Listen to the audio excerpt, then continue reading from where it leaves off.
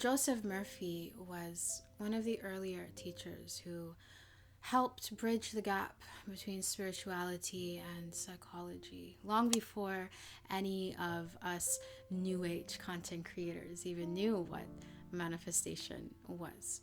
Jospeh was actually a minister and he was a scholar of metaphysics, two completely different worlds. He studied all of the world's religions. He studied the subconscious mind and he studied the laws of attraction, not just burying his head into just one school of thought, but rather working to cultivate a more blended, holistic approach, something that would blend together practicality and spirituality, therefore, in my opinion, making it far more effective. His work, especially popular books like The Power of Your Subconscious Mind and The Miracles of Your Mind, was built around one core idea, and that is that the subconscious mind is the creative force behind everything we experience. Essentially, whatever you impress upon your subconscious mind through belief, imagination, and repetition eventually becomes your outer reality.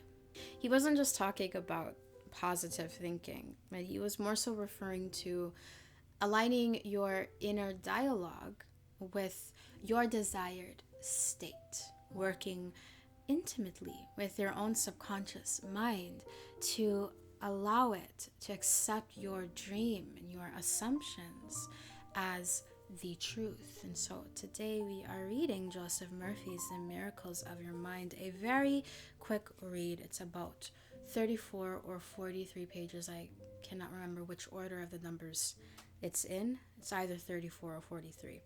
But this is a beautiful book that touches upon how-to themes from health to wealth to alcoholism, relationships, marital affairs, fear, and a lot more. So let's go ahead and get into it. This is Jospeh Murphy's The Miracles of Your Mind. The Miracles of Your Mind by Jospeh Murphy. Introduction.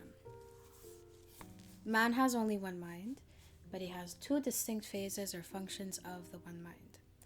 Each phase is characterized by its own phenomena, which is peculiar to itself. Each of these minds is capable of independent action, as well as synchronous action. We call one the objective mind because it deals with external things, and the other is the subjective mind. The subjective mind is amenable and controlled by suggestion of the objective or conscious mind. The objective mind takes cognizance of the objective world.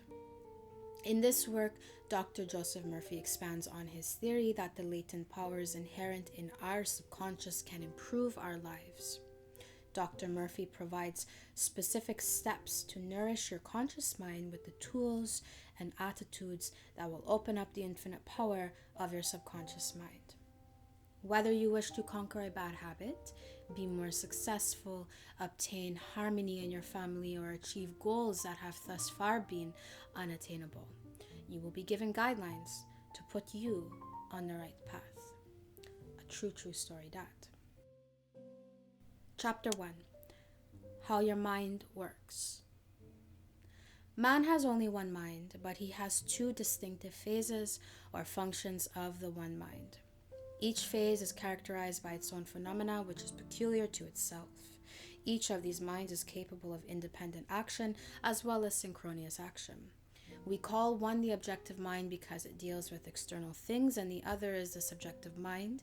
The subconscious mind is amenable and controlled by suggestion of the objective mind or conscious mind. The objective mind takes cognizance of the objective world. The media of observation are the 5 physical senses. The objective mind is your guide in your contact with the environment. We gain knowledge through the 5 senses. The objective mind learns through observation, experience, and education. The greatest function of the conscious mind is that of reasoning. Look around Los Angeles. You come to the conclusion that it is a beautiful city based upon your observation of the parks, the buildings, the beautiful structure, the lovely flower gardens, etc. This is the working of your conscious or objective mind. The word objective means that it deals with objective things. The subjective mind takes cognizance of its environment by means independent of the 5 physical senses. The subjective mind or the subconscious mind, either term may be used, perceives by intuition. The subconscious mind is the seat of your emotions. We know without a doubt that it performs its highest functions when the objective senses are in abeyance. It is the intelligence that makes itself manifest when the conscious mind is suspended or in a sleepy, drowsy state. We're talking about state akin to sleep here, SATS. The subconscious mind sees without the use of the eyes. It has the capacity of clairvoyance and clairaudience. I always pronounce that word like that. Clairaudience. I think that's how you pronounce it, no? The subconscious mind can leave the body, travel to distant lands, and bring back intelligence, oftentimes of the most exact and truthful character. Through the subconscious mind, you can read the thoughts of others, even to the minutest details. Read the contents of sealed envelopes and closed safes. The subconscious mind has the ability to apprehend the thoughts of others without the use of the ordinary, objective means of communication. So, it is of the greatest importance that we understand the interaction of the conscious and subconscious mind in order to learn the true art of prayer. Now, there are many terms used in describing the objective and the subjective mind. They are, as we told you, called the subconscious or the subconscious mind, the waking or sleeping mind, the surface self or the deep self, voluntary mind or involuntary mind, the male and the female, the many other terms, and the many other terms. Remember, there is only one mind having 2 phases or functions.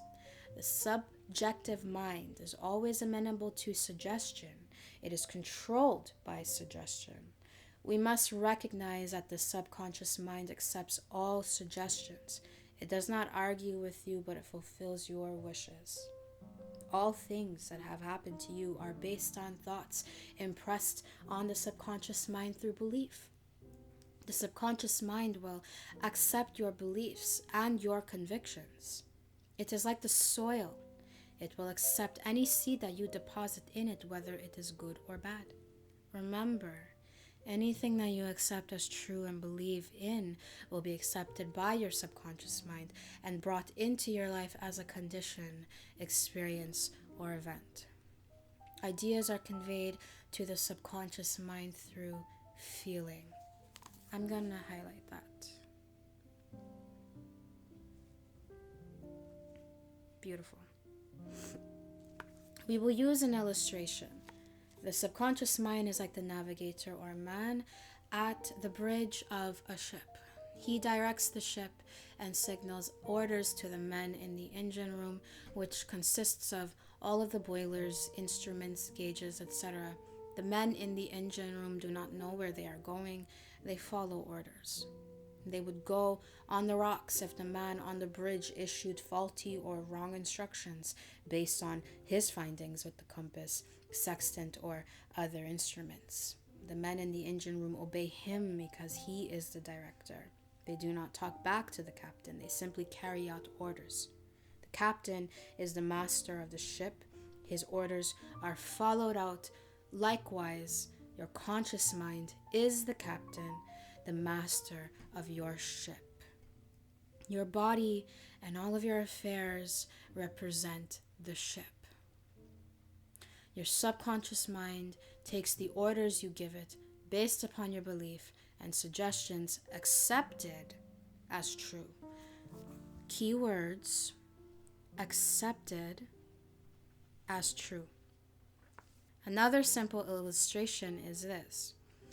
When you repeatedly say to people, I do not like mushrooms, then the time comes for you to be served mushrooms. You get indigestion because your subconscious mind says to you, the boss does not like mushrooms. This is an example, probably amusing to you. Nevertheless, this is an example of the relationship between the conscious and subconscious mind. When a woman says, I wake up at 3 o'clock if I drink coffee at night, whenever she drinks it, the subconscious mind nudges her, as if to say, the boss wants you to stay awake tonight. The heart is called the subconscious mind in ancient allegories. The Egyptians knew that the heart was the subconscious mind, but they did not call it by that name. The Chaldeans and the Babylonians called it by different names. You can impress your subconscious mind, and your subconscious mind will express what is impressed upon it. Any idea that is emotionalized or felt as true will be accepted by your subconscious mind. Highlighting that one. I love the word here, emotionalized. This is all factual. We can absolutely prove it. One of the things I love about Dr. Jospeh Murphy was that he was not just a spiritual speaker telling you to have faith. He had a scientific background as well that could really apply these spiritual ideas, spiritual laws of the universe, to a more logical mind, to people kind of like myself who are a little faithless, if I'm being honest. I'm not the most faithful person in the world, far from it. I like logical things, and there are so many people out there who are like me. Dr. Jospeh Murphy spoke to people like me, and I appreciate him and his work for that. Carrying on. Any idea that is emotionalized or felt as true will be accepted by your subconscious mind. Love it. If you want a healing, for example, get silent, relax, breathe easily, immobilize your attention. Think of the healing power within your subconscious mind. Affirm that the organ of your body is healing now. As you do that, there must be no resentment or bitterness in your heart. You must forgive everyone. You can repeat this healing process 3 or 4 times daily. I like that for anyone who wants a healing. Remember that your subconscious mind made the body and can heal it also. People are constantly affirming the healing of an organ or a part of their body. Then 10 or 15 minutes afterwards, they say, oh, I am getting worse. I'll never be healed. I am incurable. This mental attitude or these negative statements neutralize the previous positive affirmation. If a surgeon operated on you, cut out your appendix, and in the next few minutes ran back and opened you up again to see how you were getting along, then a half hour later ran back and opened you up again, he would probably kill you by poisoning.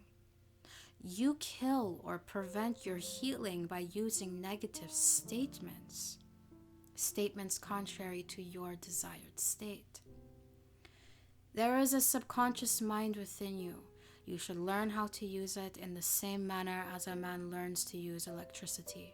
Man controls electricity with wires, tubes, and bulbs, plus his knowledge of the laws of conductivity and insulation, etc. We must learn about the tremendous power and the intelligence within us and use it wisely. Many men are beginning to realize the true importance of the subconscious mind. In business, many men are using it to achieve success and promotion. Edison, Ford, Marconi, Einstein, and many others have used the subconscious mind. It has given to them the insight and the know-how for all of their great achievements in science, industry, and art. Research has shown that the ability to bring into action the subconscious powers has determined the success of all of the great scientific and research workers. There is a tremendous dynamo within you, and you can use it. You can also be completely released from tension and frustration. You can discover the abundant energy within you, enabling you to energize and vitalize all parts of your body. We are told, for example, that Albert Hubbard declared that his most important ideas came while he was relaxed or working in the garden or going for a walk. The reason being, when the conscious mind is relaxed, the subjective wisdom comes to the fore. There are oftentimes inspirational uprushes when the conscious mind is completely relaxed. How often have you wondered at night what the answer to a particular problem was, and when you turned the request over to the subconscious mind, it gave you the solution in the morning?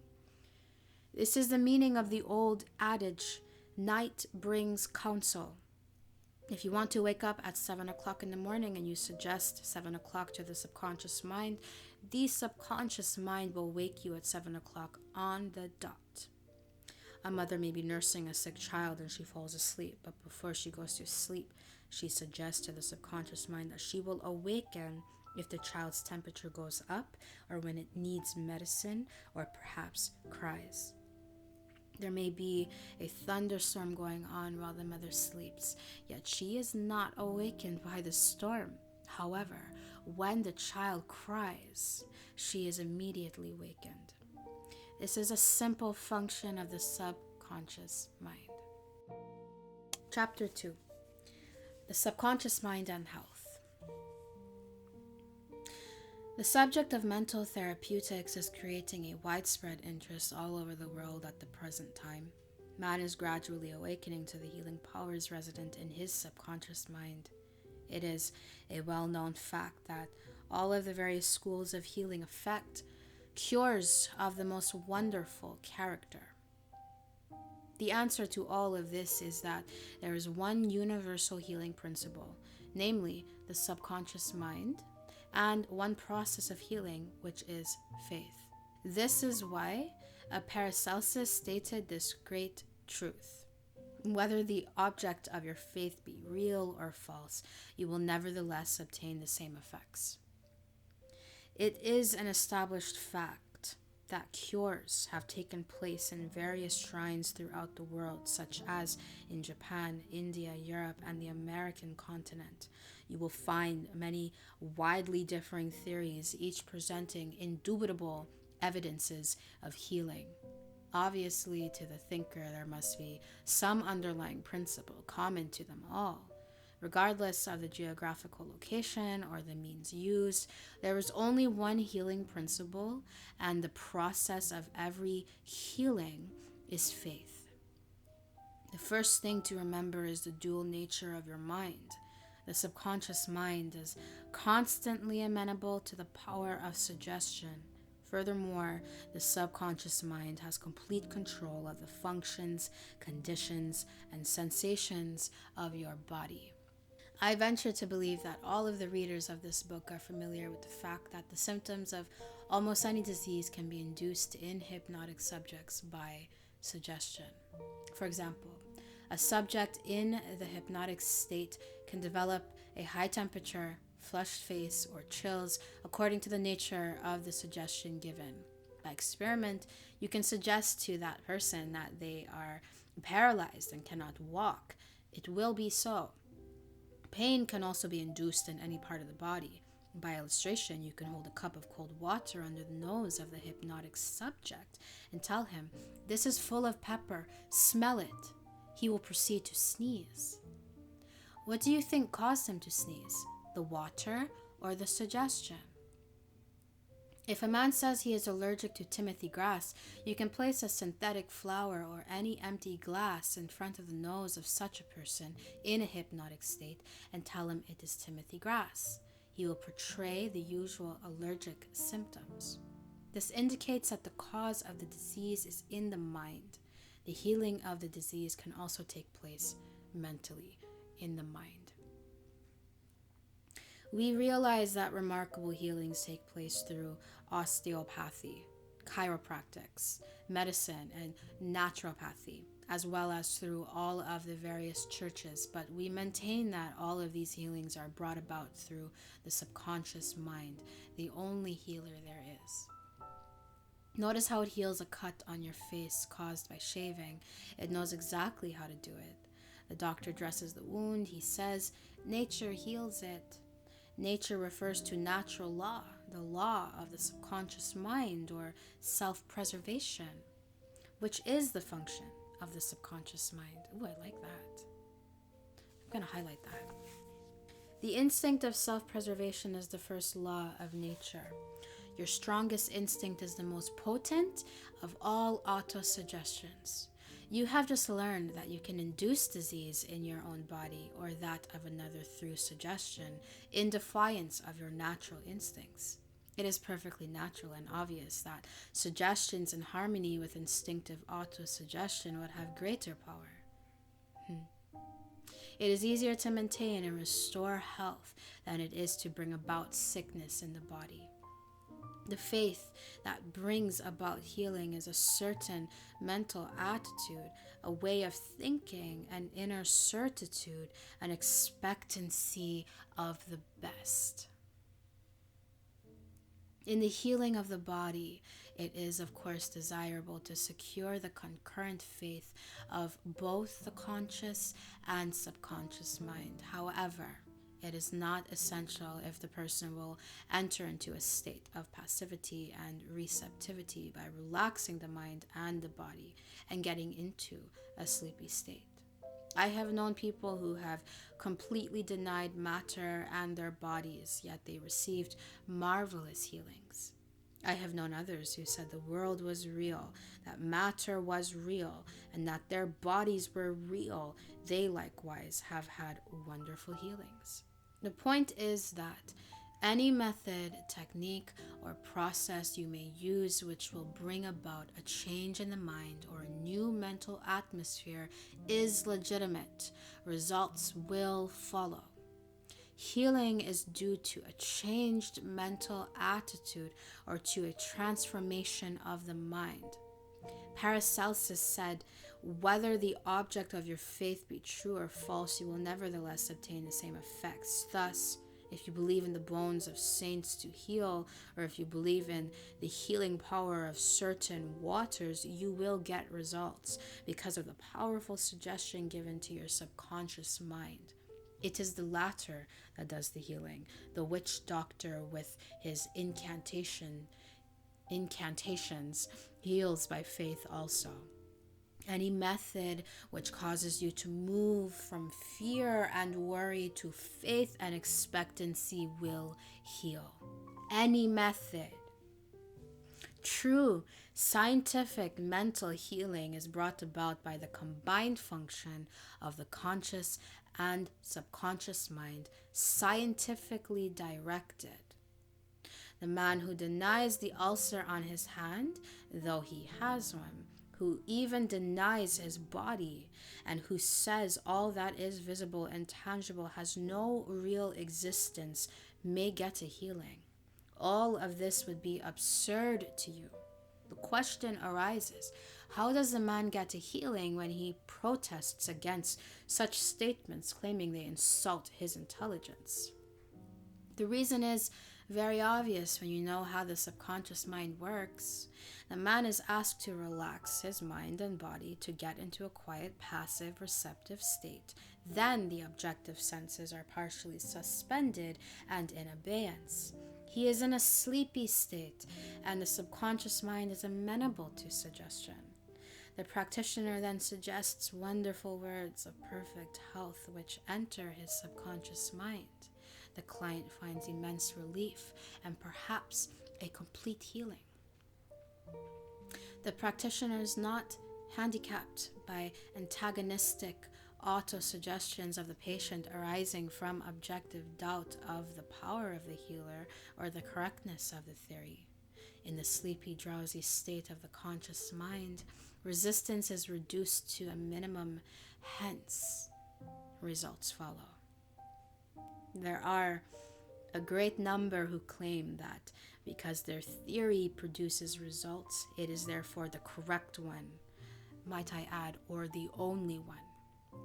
This, as explained in this chapter, simply cannot be true. You know there are all types of healing, Mesmer and others healed by claiming they were sending forth a certain magnetic fluid.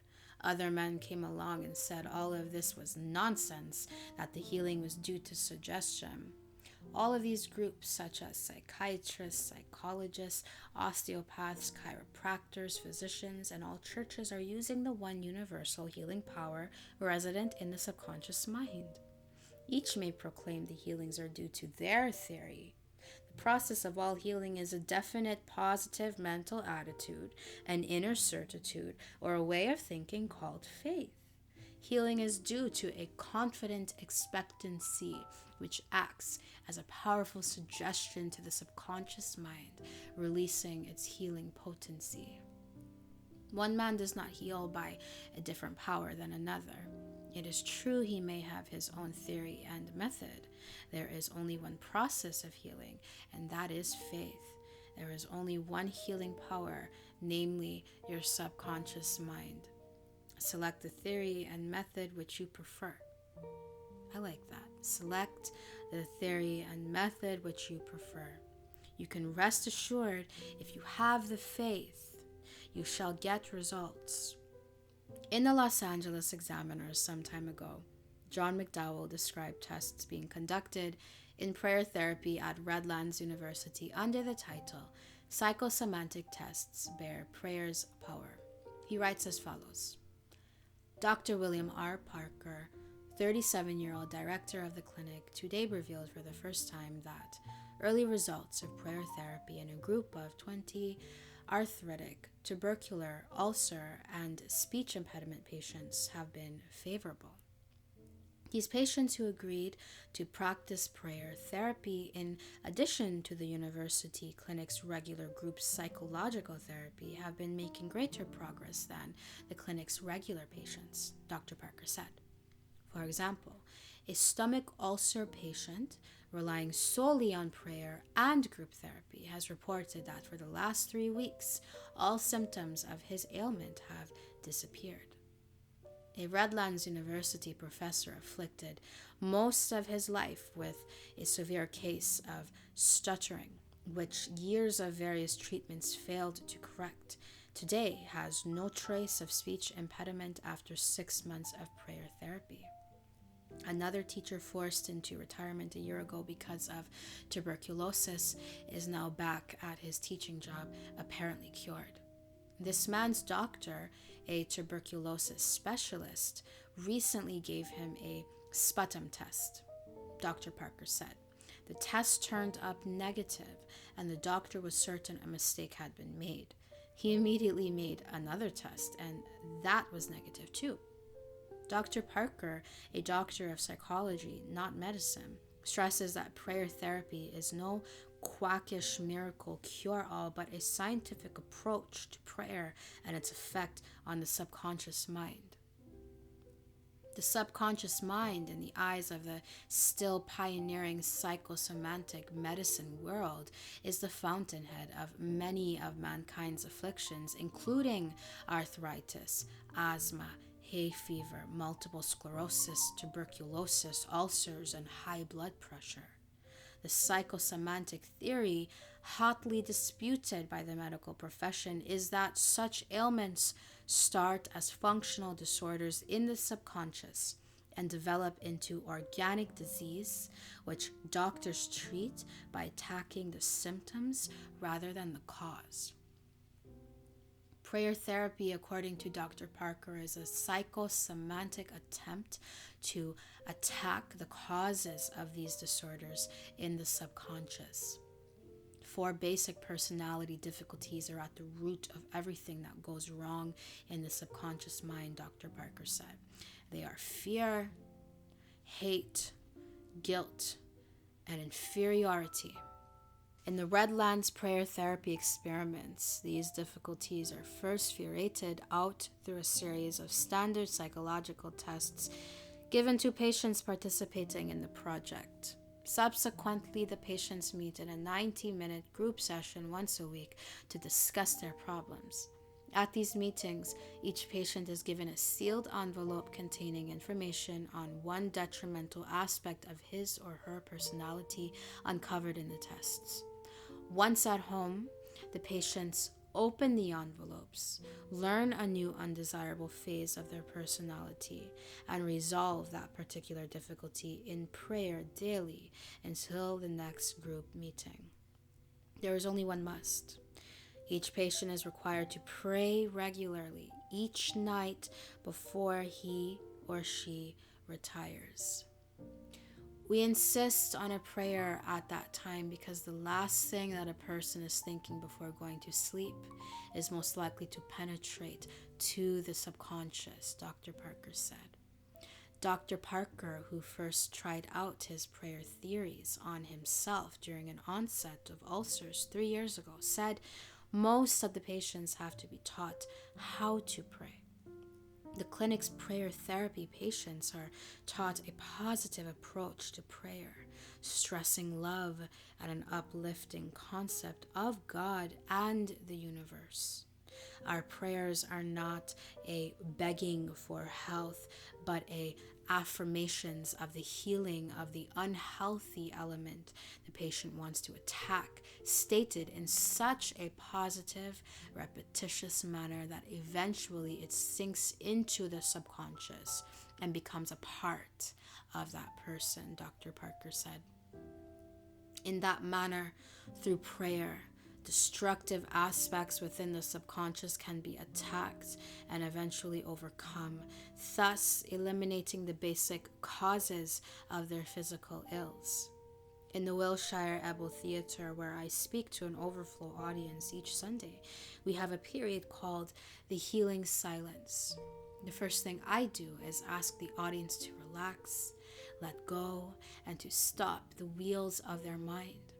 The purpose is to quiet down the doubting Thomas, conscious mind, and insert a new idea such as health, peace, joy, and abundance into the receptive minds of the listeners. Those who are impregnated will give birth to a healing or an answer to their prayer. This is the kinetic action of the subconscious mind. Many report excellent results every Sunday, as attested to by grateful letters. I would like to stress a few important factors here relative to the workings of the subconscious mind. A man came to me one time and asked me why it was when he kept on saying to himself, "I have no headache," that the pain did not go away. The subconscious mind will not easily accept this contradiction. It accepts only what you believe and feel as true, or accept as possible. If you mentally accept the possibility of the execution of your idea, the subconscious will cooperate. In order to impress the subconscious mind, you must gain its cooperation. If you can convince the subconscious mind you have no headache, the headache will go away. I suggested to him this method. Declare, "It is passing away," over and over again, quietly and peacefully. In this way, he would be better able to sell the idea or conclusion to the wise, deep self called the subconscious mind. He got results. He added something to it. It will never return. For years, he has never had any migraine attacks from which he suffered frequently. He had a belief or an expectancy that every Tuesday and Saturday morning he would get migraine attacks. This feeling acted as an auto-suggestion to his subconscious mind. The latter obliged him by seeing to it that he would have a headache at the time specified. It simply said, "It is Tuesday morning. The boss wants a headache." The negative suggestion was removed by the above counter suggestion. Here is another instance. A very brilliant woman came to me some years ago stating that she had psoriasis on her body which would go away by applying an ointment, but that as soon as the salve was discontinued, it would return. She was not resenting anyone. She was very religious and seemingly well balanced emotionally. In talking to her, I discovered that she lived in constant fear of its return.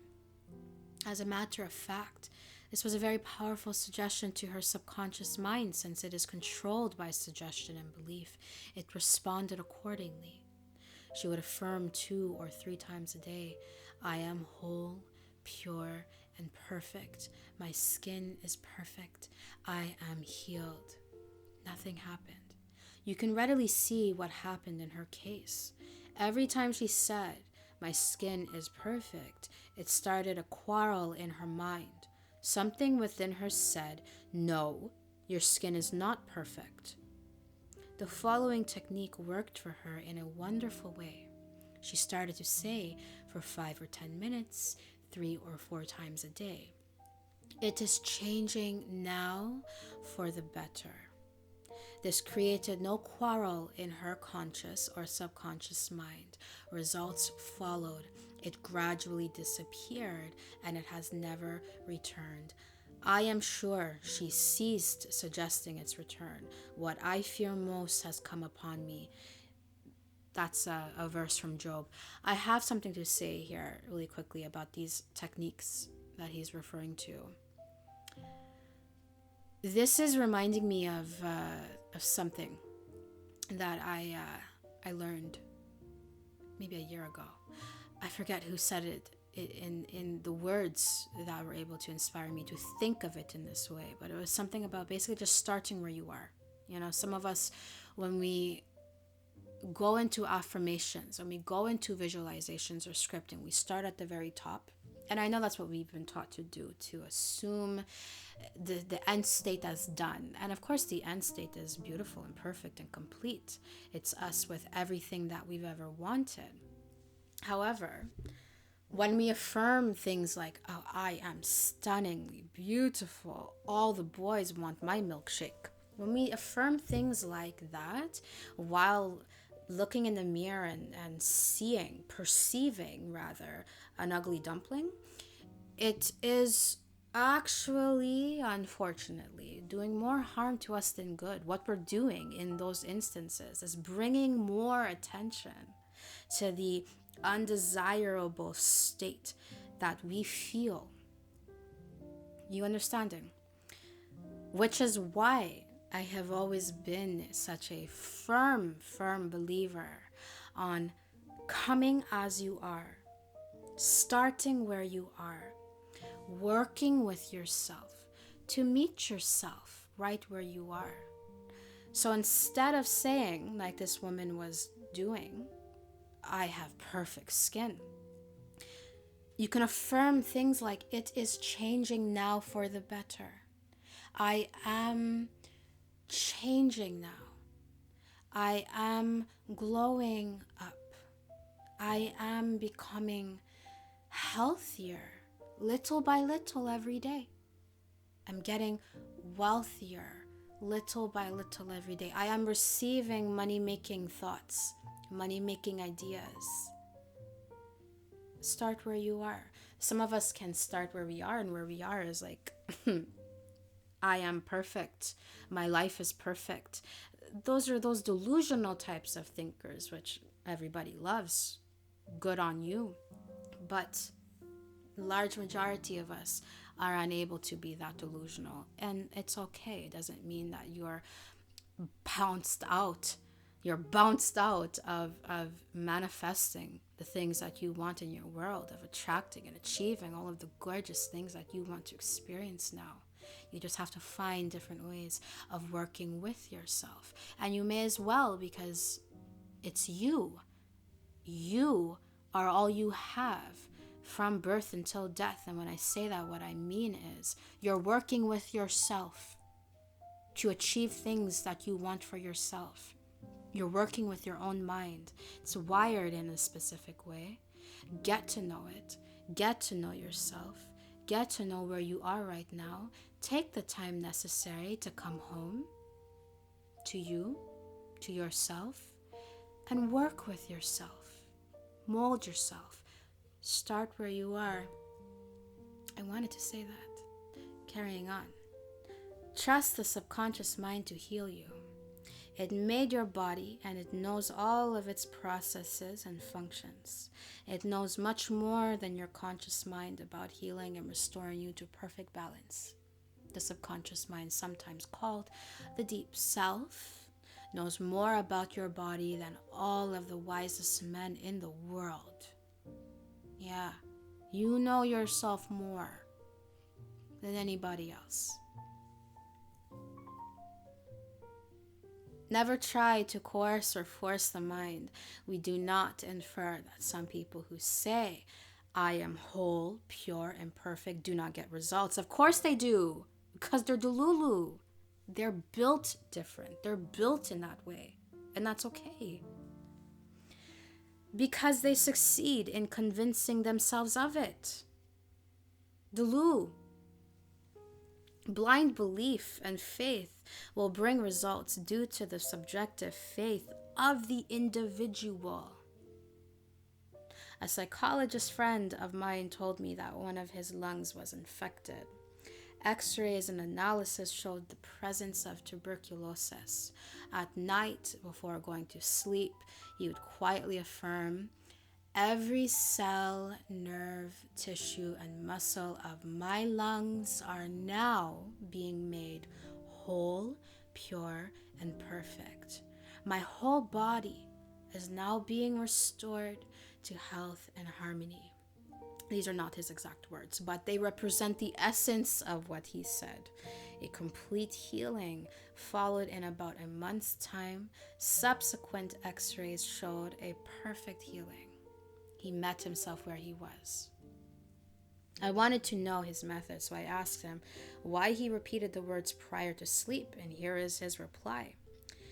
The kinetic action of the subconscious mind continues throughout your sleep time period. Hence, give the subconscious mind something good to work on as you drop off into slumber. This was a very wise answer.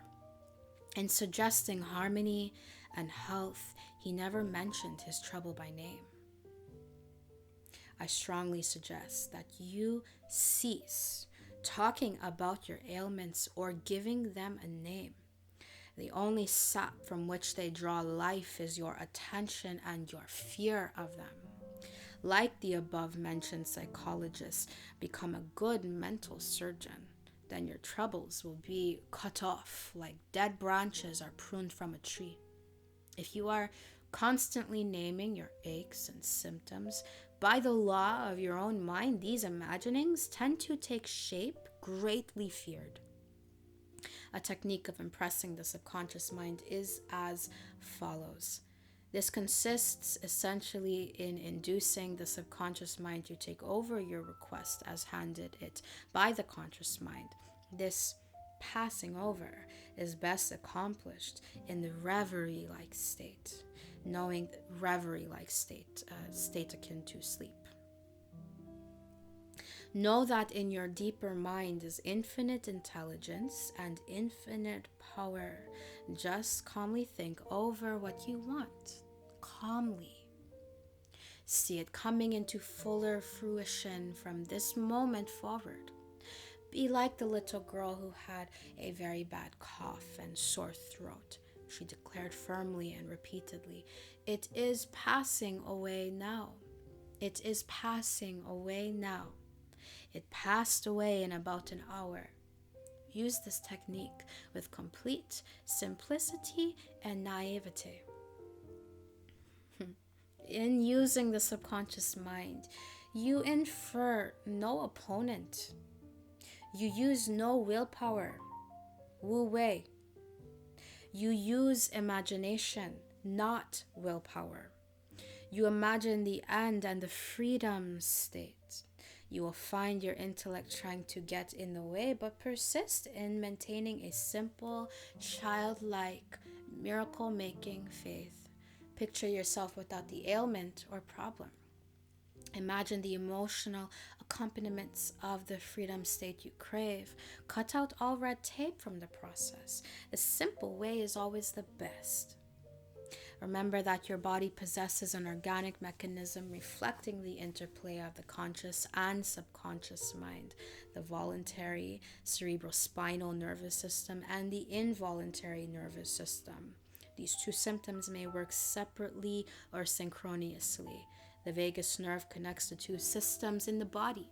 When you study the cellular system and the structure of the organs, such as eyes, ears, heart, liver, bladder, etc., you learn they consist of groups of cells which possess a group intelligence whereby they function together and are able to take orders and carry them out in deductive fashion at the suggestion of the master mind, conscious mind. This is why the group intelligence of the lungs responded to the constructive, positive suggestions of the psychologists previously mentioned in this chapter. In this book, our purpose is to remove the mystery of the workings of the mind in order to know better its modus operandi in the relaxed state. The subconscious mind comes to the surface and begins to work on the correct patterns suggested by the healer. The kinetic action of the mind comes into play by way of the vagus nerve. Between sleeping and the waking state, the mind breaks through from its material thraldom and the limitations of time and space and asserts its innate freedom. Dr. Evans, a student of Quimby, was able to suspend the conscious mind and by an interior illumination attended with no loss of consciousness of external surroundings, was able to diagnose disease. Clairvoyance is one of the powers of the subconscious mind which enabled Quimby, Dr. Evans, and many others to clearly see the internal structure of man, the nature and extent of the disease, plus the cause behind it. This proved a great aid in their healing of patients. The explanation of the mental and emotional cause of their ailments was the solution in most cases. The usual procedure is as follows. 1. Take a look at the problem. 2. Then turn to the solution or way out, known only to the subconscious mind. 3. Rest in a sense of deep conviction that it is done. Do not weaken your treatment by saying, I hope so, or it will be better.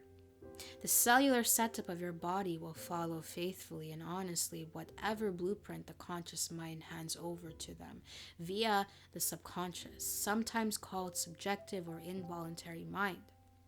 Your feeling about the work to be done is the boss. Know that your health is yours. Harmony is yours.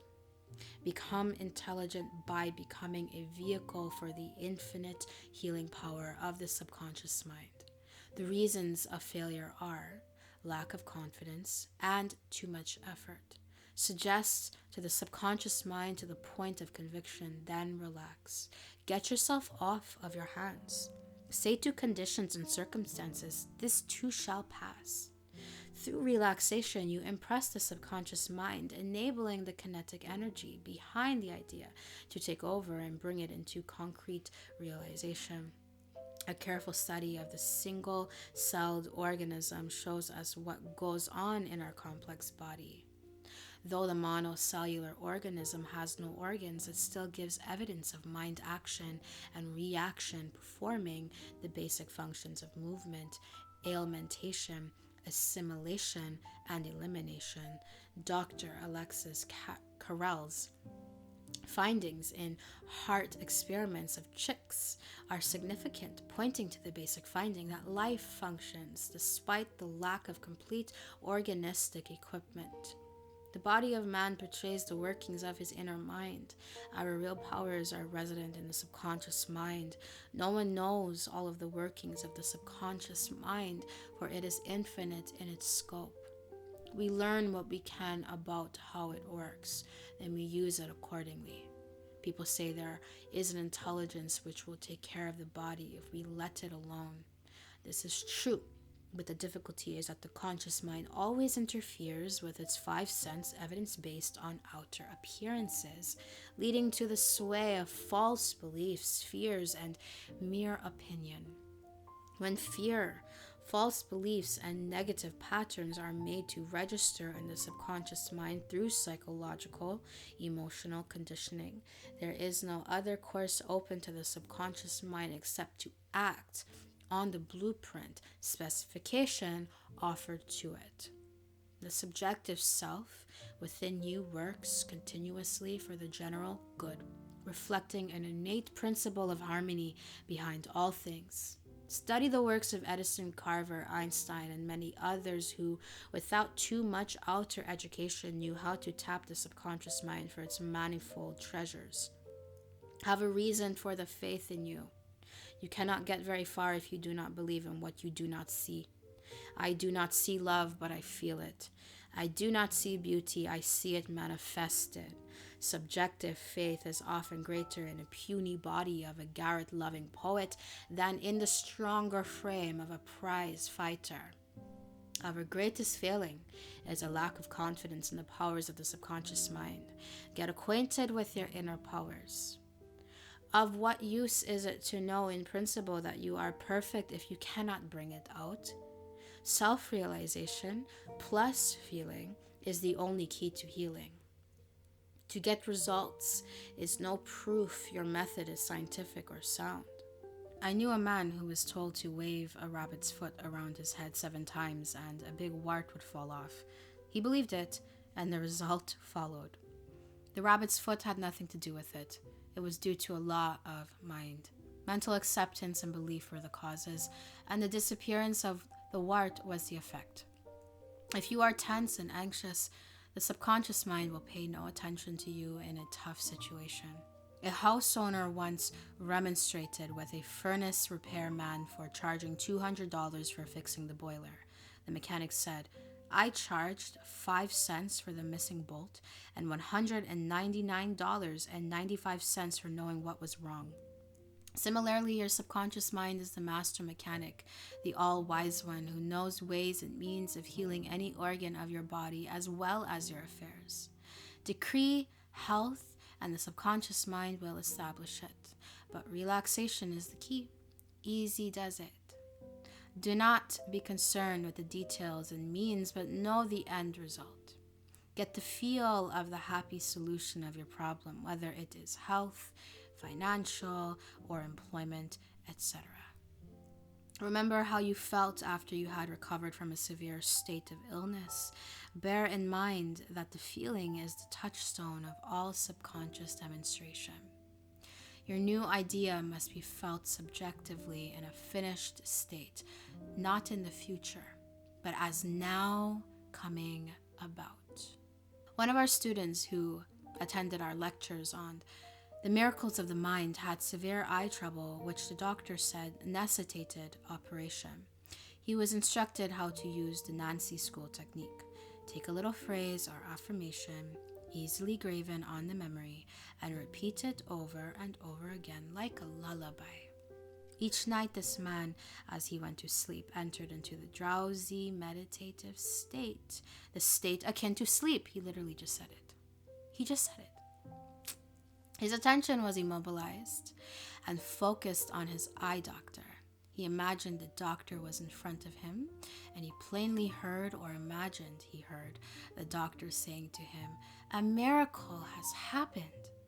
He heard this over and over again every night for perhaps 5 minutes or so before going to sleep. At the end of 3 weeks, he went to the ophthalmologist who had previously examined his eyes, and he said to this client, "This is a miracle. What happened?" Close enough. He impressed his subconscious mind using the doctor as an instrument or a means of convincing or conveying the idea. Through repetition, faith, and expectancy, he impregnated the subconscious mind. The subconscious mind made the eyes. Within it was the perfect pattern, and immediately it proceeded to heal the eyes. This is another example of the miracles of your mind. Chapter 3: The Subconscious Mind and Alcoholism. The alcoholic is mentally ill, and he needs a mental overhauling. The problem drinker, the compulsive drinker, or the habitual drinker does not drink normally. The problem drinker is the chronic alcoholic. He He drinks for days, weeks, and even months at a time. The alcoholic says that a passion seizes him periodically to drink. He is a victim of habit. Because the acts leading to intoxication have been repeated so often, he has established a subjective pattern in his subconscious mind. Because the alcoholic has already yielded to his craving, he fears that he will yield once more.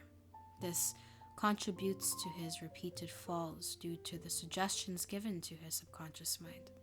It is his imagination which causes the alcoholic to return to drinking intermittently. The images which have been impressed on his subconscious mind begin to bear fruit. He imagines a drinking bout in which glasses are filled and drained. Then he imagines the following sense of ease and enjoyment, a feeling of relaxation. If he lets his imagination run wild, he will go to the bar or buy a bottle.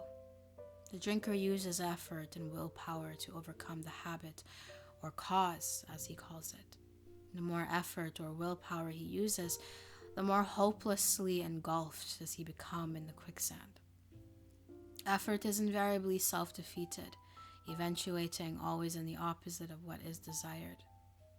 The reason for this is obvious. The suggestion of powerlessness to overcome the habit dominates his mind. The subconscious mind is always controlled by the dominant idea. The subconscious mind will accept the strongest of two contradictory propositions. The effortless way is the best. The first drink starts the alcoholic off. This is due to a subconscious tendency or urge established through habit. There is a law of reversed effort. That was Alan Watts. I believe it was Alan Watts who spoke about the law of reversed effort. There is a law of reversed effort which was explained by the French School of Therapeutics in 1910. It means this: when your desire and your imagination are in conflict, the imagination invariably gains the day. For example, you will hear an alcoholic say, "I took a lot of pains. I tried so hard. I forced myself. I used all the willpower I had," etc. He has to be made to realize that herein lies his error. Then he begins to conquer the habit. If, for example, you were asked to walk a plank on the floor, you would do so without question. Now suppose the same plank were placed 20 feet up in the air between two walls, would you walk it? Your desire to walk it would be counteracted by your imagination, your fear of falling. The dominant idea would conquer. Your desire, will, or effort to walk would be reversed, and the dominant idea of failure would be reinforced. If a man says, "I want to give up alcohol, but I cannot," he may wish to give it up, but the harder he tries, the less he is able. Never try to compel the subconscious mind to accept your idea by exercising willpower. Such attempts are doomed to failure. The subconscious mind accepts the dominant of two contradictory statements. It is like the man who is poverty-stricken saying, "I am wealthy." In most instances, his statement makes him poorer. Oh, I just said that last chapter. I'm psychic. The simple reason for this is that his belief in poverty is much greater than his belief in abundance. So he is suggesting more lack to himself each time he makes that statement. This illustrates the law of reversed effort. In other words, the opposite result from that which was intended follows. In using the subconscious to heal alcoholism, you must engage its cooperation. The subconscious mind will accept your feeling, your belief, or your conviction. The alcoholic avoids the conflict which arises in his mind by using the sleeping technique. By entering into a sleepy, drowsy state, effort is reduced to a minimum. The conscious mind is submerged to a great extent when in a sleepy state. The best time to impregnate the subconscious mind, as the French school pointed out in 1910, is prior to sleep. The reason for this is that the highest degree of outcropping of the subconscious occurs just prior to sleep and just after we awaken. In this state, the negative thoughts, which tend to neutralize their desire and so prevent acceptance by the subconscious, no longer present themselves.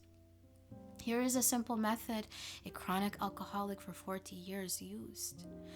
I wrote this out to him. Assume a comfortable posture, relax your body, and be still. Get into a sleepy state, and in that sleepy state, say quietly, over and over again, as a lullaby, I am completely free from this habit. Sobriety and peace of mind reign supreme. Repeat the above slowly, quietly, and lovingly for 5 or 10 minutes, night and morning. At the end of 3 weeks, he lost all desire to drink. Each time he repeated the above statement, its emotional value became greater. When the urge came, he repeated the above formula out loud to himself. By this means, he induced the subconscious to accept his idea, and a healing followed. I remember treating an alcoholic in Rochester, New York, some years ago. He said to me, I had not had a drop in 6 months, and I was congratulating myself. All my friends were patting me on the back, telling me what wonderful willpower I had. Then, he added, an uncontrollable urge seized me, and I have been drunk for 2 weeks. This had happened time and again with this man. The effort of his will suppressed his desire temporarily, but his continued effort to suppress made matters worse. His repeated failures convinced him that he was hopeless and powerless in controlling his urge or obsession. This idea of being powerless operated, of course, as a powerful suggestion to his subconscious, increased his impotence, and made his life a wreck. I taught him how to harmonize the function of the conscious and the subconscious mind. When the two cooperate, the idea or desire is realized. His reasoning mind admitted that if he had been conditioned negatively, he could be conditioned positively. His mind entertained the idea that he could succeed. He ceased thinking of the fact that he was powerless to overcome the habit. Moreover, he understood clearly that there was no obstacle to his healing other than his own thought. Therefore, there is no occasion for great mental effort or mental coercion. To use force is to presuppose that there is opposition. When the mind is concentrated on the means to overcome a problem, it is no longer concerned with the obstacle. This man made a practice of relaxing his body, getting into a sleepy, drowsy, meditative state, then filling his mind with the picture of the desired end, knowing the subconscious would bring it about in the easiest way. He imagined his daughter congratulating him on his freedom, saying to him, "Daddy, it's wonderful to have you home." He had lost his family through drinking. He was not allowed to visit them. His wife would not speak to him. Regularly, systematically, he used to sit down and meditate in the way outlined. When his attention wandered, he brought it back to the picture of his daughter with her smile, tonal qualities, and the scene of his own home. All this was a reconditioning of his mind. It was a gradual process. He kept it up. He persevered, knowing that sooner or later he would succeed in impregnating his subconscious with the mental picture. I told him the conscious mind was the camera, and his subconscious was the sensitive plate on which he registered and impressed the picture. This made a profound impression on him. His whole aim was to impress the picture and develop it in his mind. Your film is developed in the dark. Likewise, your mental picture is developed in the dark house of the subconscious mind. Realizing his conscious mind was the camera, he used no effort. There was no mental struggle. He quietly adjusted his thought and focused all his attention on the scene before him. He became absorbed in its reality, somewhat like a sponge absorbing water. It's a sort of mental absorption whereby you are completely identified with the picture. Sometimes you are so engrossed or absorbed in reading a newspaper article you can't hear a loved one speak to you. He got into this mental atmosphere, repeated it frequently, and knew a healing would follow. When the temptation to drink came, he knew it was his imagination taking him back to the drinking bout. So he would switch off that scene, cut the film, so to speak, and see his daughter, feel her embrace, and hear her voice. The secret of his success was that he confidently expected to experience the picture he was developing in his mind. You are a ship, and thought is your helm. Change the direction of the helm, your thought.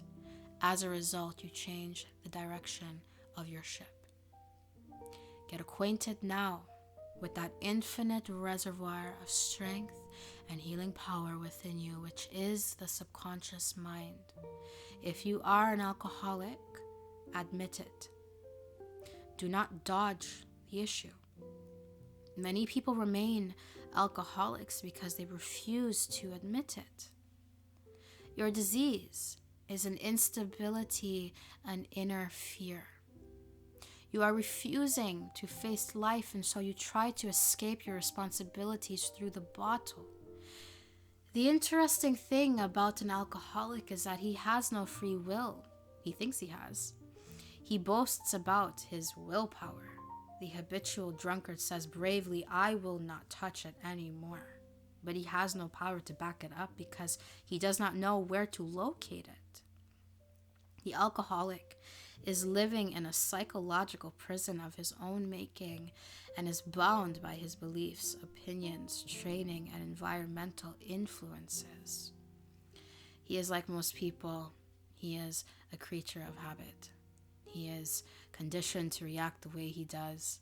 The alcoholic must build the idea of freedom and peace into his mentality so that it reaches his subconscious mind. The latter, being all-powerful, will free him from all desire for alcohol. And the alcoholic, who has the new understanding of how his mind works, can truly back up his statements and prove it to himself. Your subconscious mind is conditioned by your beliefs and habits. If the alcoholic has a keen desire to free himself from the habit, he is 51% healed already. When he has a greater desire to give it up than to continue it, he will not experience too much difficulty in gaining complete freedom. The alcoholic must recondition his mind. There are ways and means of doing this. When you think good, good follows. When you think evil, evil follows. These are simple examples of laws of mind. If a man dwells and broods on sorrow, he meets sorrow and gloom in his outer experience. If he dwells on peace and good fortune in his business, it will prosper. To know the possibilities of such laws of mind is to be seized with a new inspiration and a new faith. The alcoholic learns that whatever thought he anchors his mind upon, the latter magnifies. If the alcoholic engages his mind on the concept of freedom, freedom from the habit, and peace of mind, and if he keeps focused on this new direction of his attention, he generates feelings and emotions which gradually emotionalize the concept of freedom and peace. Whatever idea is emotionalized is accepted by the subconscious mind and brought to pass. The alcoholic must realize that something good can come out of his suffering. He has not suffered in vain. However, what good is it to continue to suffer? To continue as an alcoholic is only to bring about mental and physical deterioration and decay. Begin to say no to the urge now. Realize that the power in your subconscious mind is backing you up. Even though you may be seized with melancholia and the shakes, begin to imagine the joy and freedom that is in store for you. This is the law of substitution. Your imagination took and peace of mind. You will suffer a little bit. You to the bottle. Let it take you now to freedom, but it is for a constructive purpose. You will bear it like the mother in the pangs of childbirth, and you will likewise bring forth a child of the mind. Your subconscious mind will give birth to sobriety. Your thinking controls you whether you know it or not. You are now fully aware of the fact that your subconscious mind accepts without question the thoughts you impress upon it. You can now begin to control your life. To discipline your mind means to think constructively and harmoniously. One time I read an article about Goethe. He was wont to hold imaginary mental conversations with friends. For example, he would get still and quiet and imagine one of his friends answering him in the way he wanted, with characteristic gestures and tone of voice. He solved many of his problems that way. So can you. Many have asked me about their reason or cause for drinking to excess. There are, of course, many reasons. It may be that man is resenting his wife or his job or his employer. Maybe he is jealous or he has an inferiority or rejection complex. I have discovered in treating alcoholics that there is nearly always a deep sense of guilt. I am now thinking of a married man with 4 children supporting and secretly living with another woman during his business trips. He was ill, nervous, irritable, cankerous, and could not sleep without drugs. He had pains in numerous organs of his body which doctors could not diagnose. He was a confirmed alcoholic when I saw him. The reason for his periodic sprees was a deep unconscious sense of guilt. He had violated the ancient code, and this troubled him. The religious creed he was brought up on was deeply lodged in his subconscious mind. He drank excessively to heal the wound of guilt. Some take morphine and codeine for severe pains. He was taking alcohol for the pain or wound of the mind. It is the old story of adding fuel to the fire. He listened to the explanation of how his mind worked. He faced his problem, looked at it, and gave up his dual role. He knew that his drinking was an unconscious attempt to escape. The hidden cause lodged in the subconscious had to be eradicated. Then the healing followed. When he began to look at his problem in the light of reason, it was dissipated. He began to use this treatment 3 or 4 times a day. My mind is full of peace, poise, balance, and equilibrium. The infinite power lies stretched in smiling repose within me. I am not afraid of anything in the past, the present, or the future. Infinite intelligence leads, guides, and directs me in all ways. I now meet every situation with faith, poise, calmness, and confidence. I am now completely free from the habit. My mind is full of inner peace, freedom, and joy. I forgive myself. Then I am forgiven. Peace, sobriety, and confidence reign supreme in my mind. He repeated this frequently, knowing what he was doing and why he was doing it. Knowing what he was doing gave him the necessary faith and confidence. I like that. I explained to him that as he said these statements out loud, slowly, lovingly, and meaningfully, they would gradually sink down into his subconscious. Like seeds, they would grow after their kind. I explained to him that his subconscious mind was like a garden. And by planting lovely seeds, he would reap a wonderful harvest. It is the nature of an apple seed to bring forth an apple tree. These truths, which he concentrated on, went in through his eyes. His ears heard the sound. The healing vibration of these words reached his subconscious mind and obliterated all the negative mental patterns which caused all the trouble. Light dispels darkness. The positive thought destroys the negative. He became a transformed man within a month. Of course, as you know, people will give you all manner of excuses or alibis as to why they drink. They may blame their drinking on some tragedy in the home, some crisis in their life, lack of money or education. The real reason is negative thinking, which has brought about an emotional maladjustment. As a man thinketh in his heart, so is he. The word heart is an ancient word meaning the subconscious mind. In simple language, it is saying, as you think and feel, so are you in all departments of your life. Emerson said, a man is what he thinks all day long. This is the answer and the whole story. The cause is in yourself, in your habitual thinking, your mental attitude and reaction to life. The alcoholic addict is really seeking to escape some sense of bondage or some subconscious restriction. In other words, the alcoholic lacks confidence and poise.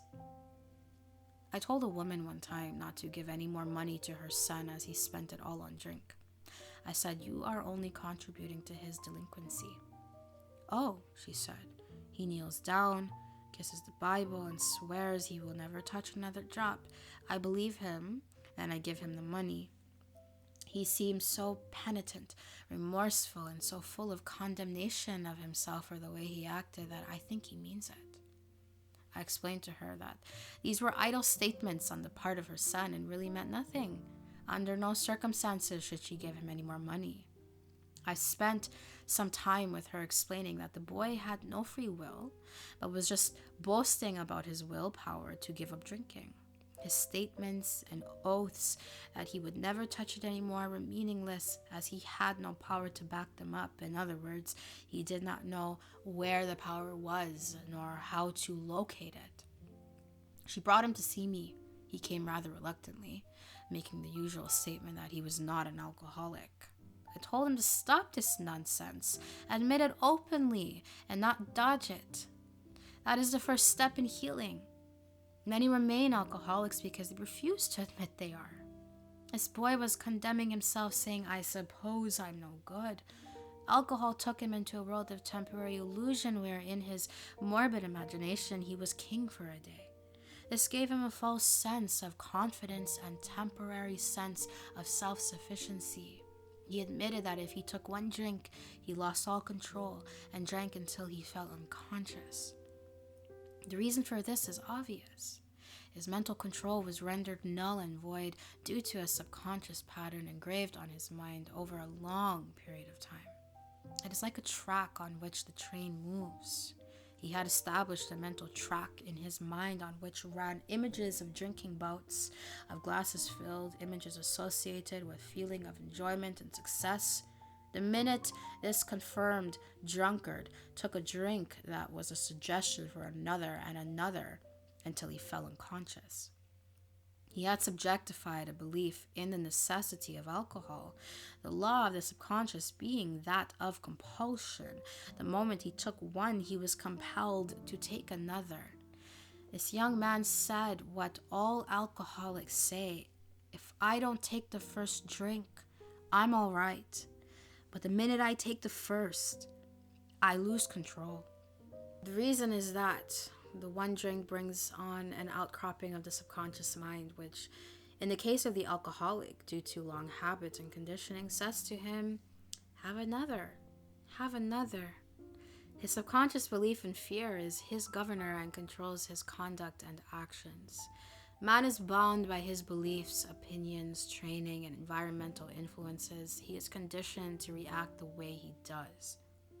Life is forever seeking to express itself through man.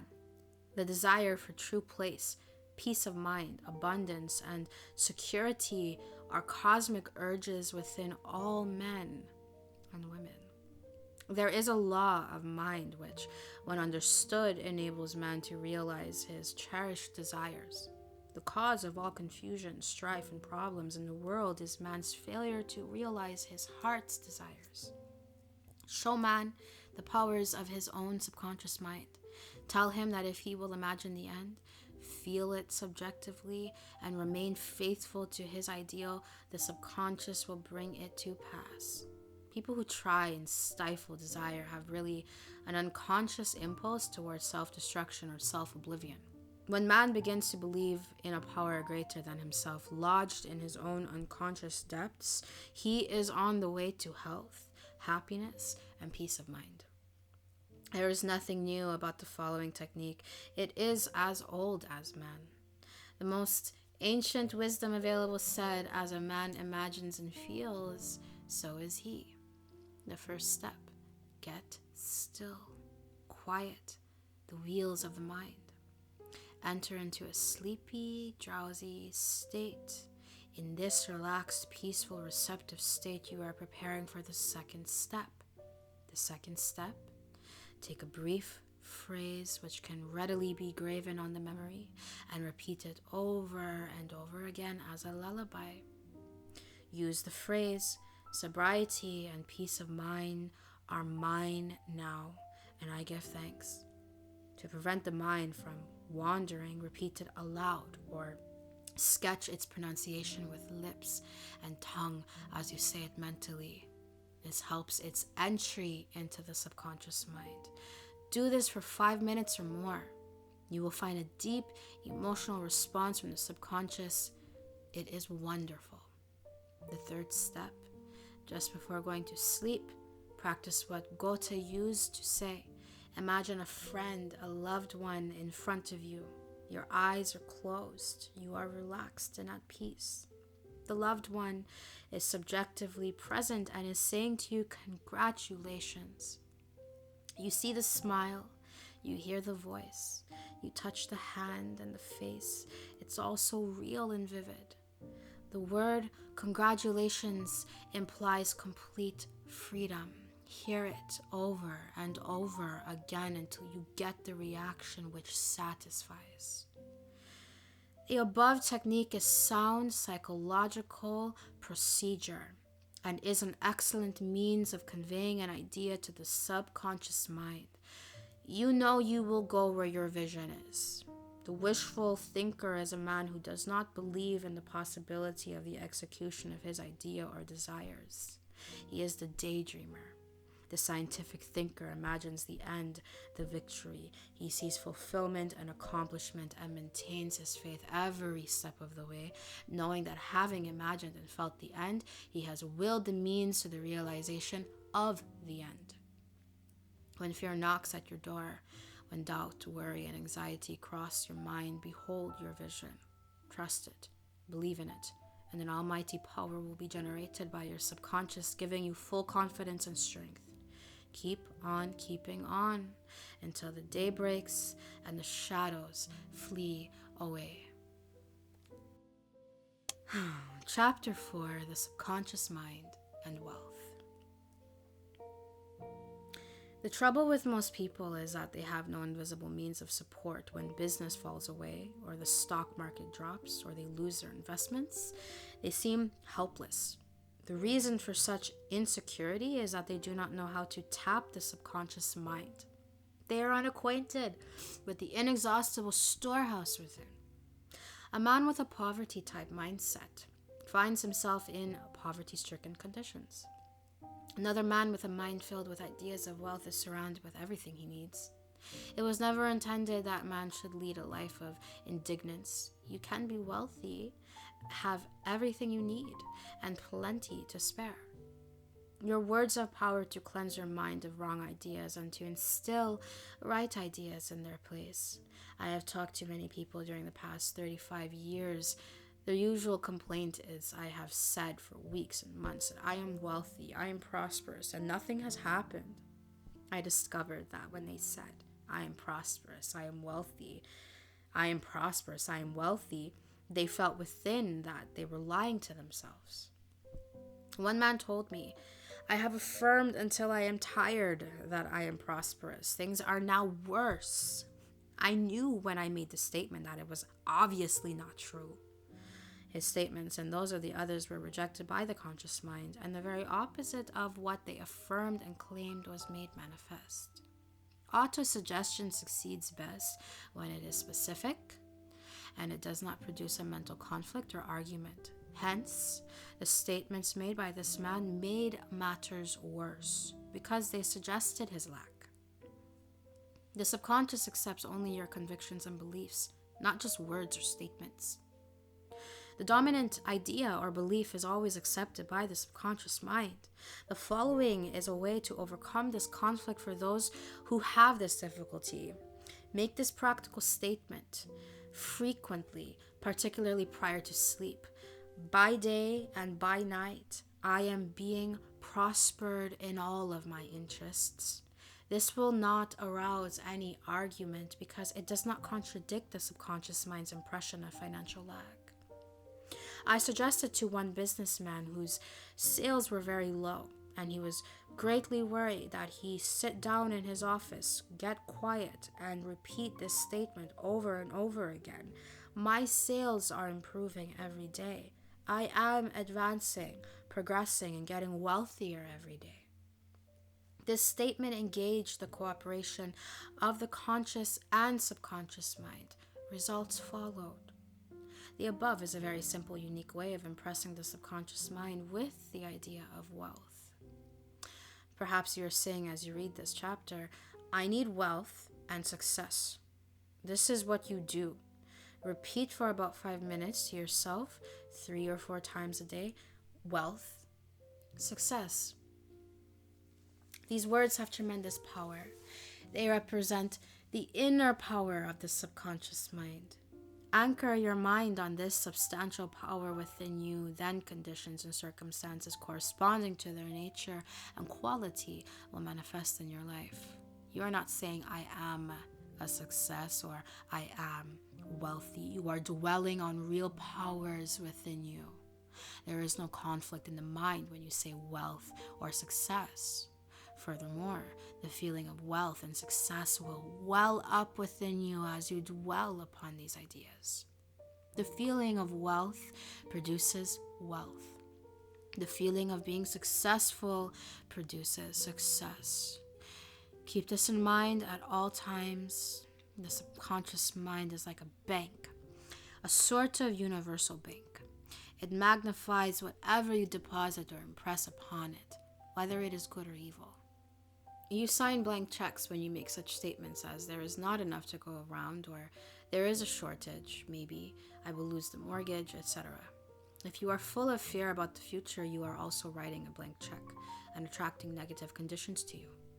The subconscious mind takes your fear and belief as your requests, proceeding in its own way to bring obstacles, delays, lack, and limitation into your life. To him that hath the feeling of wealth, more wealth shall be added. To him that hath the feeling of lack, more lack shall be added. The subconscious mind gives you compound interest also. Every morning as you awaken, deposit thoughts of prosperity, success, wealth, and peace. Dwell upon these concepts. Busy your mind with them as often as possible. These positive thoughts will find their way as deposits in your subconscious mind and bring forth abundance and prosperity. I can hear you saying, oh, I did that and nothing happened. You did not get results because you indulged in fear thoughts perhaps 10 minutes later and neutralized the good you had affirmed. When you place a seed in the ground, you do not dig it up. Suppose, for example, you're going to say, I shall not be able to make that payment.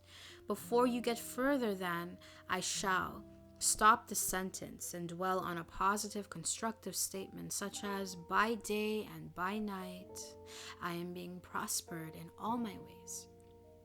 To prosper means to advance along all lines in wisdom, understanding, and material possessions. Money represents wealth. It is a symbol of exchange. It represents freedom, opulence, luxury, and refinement.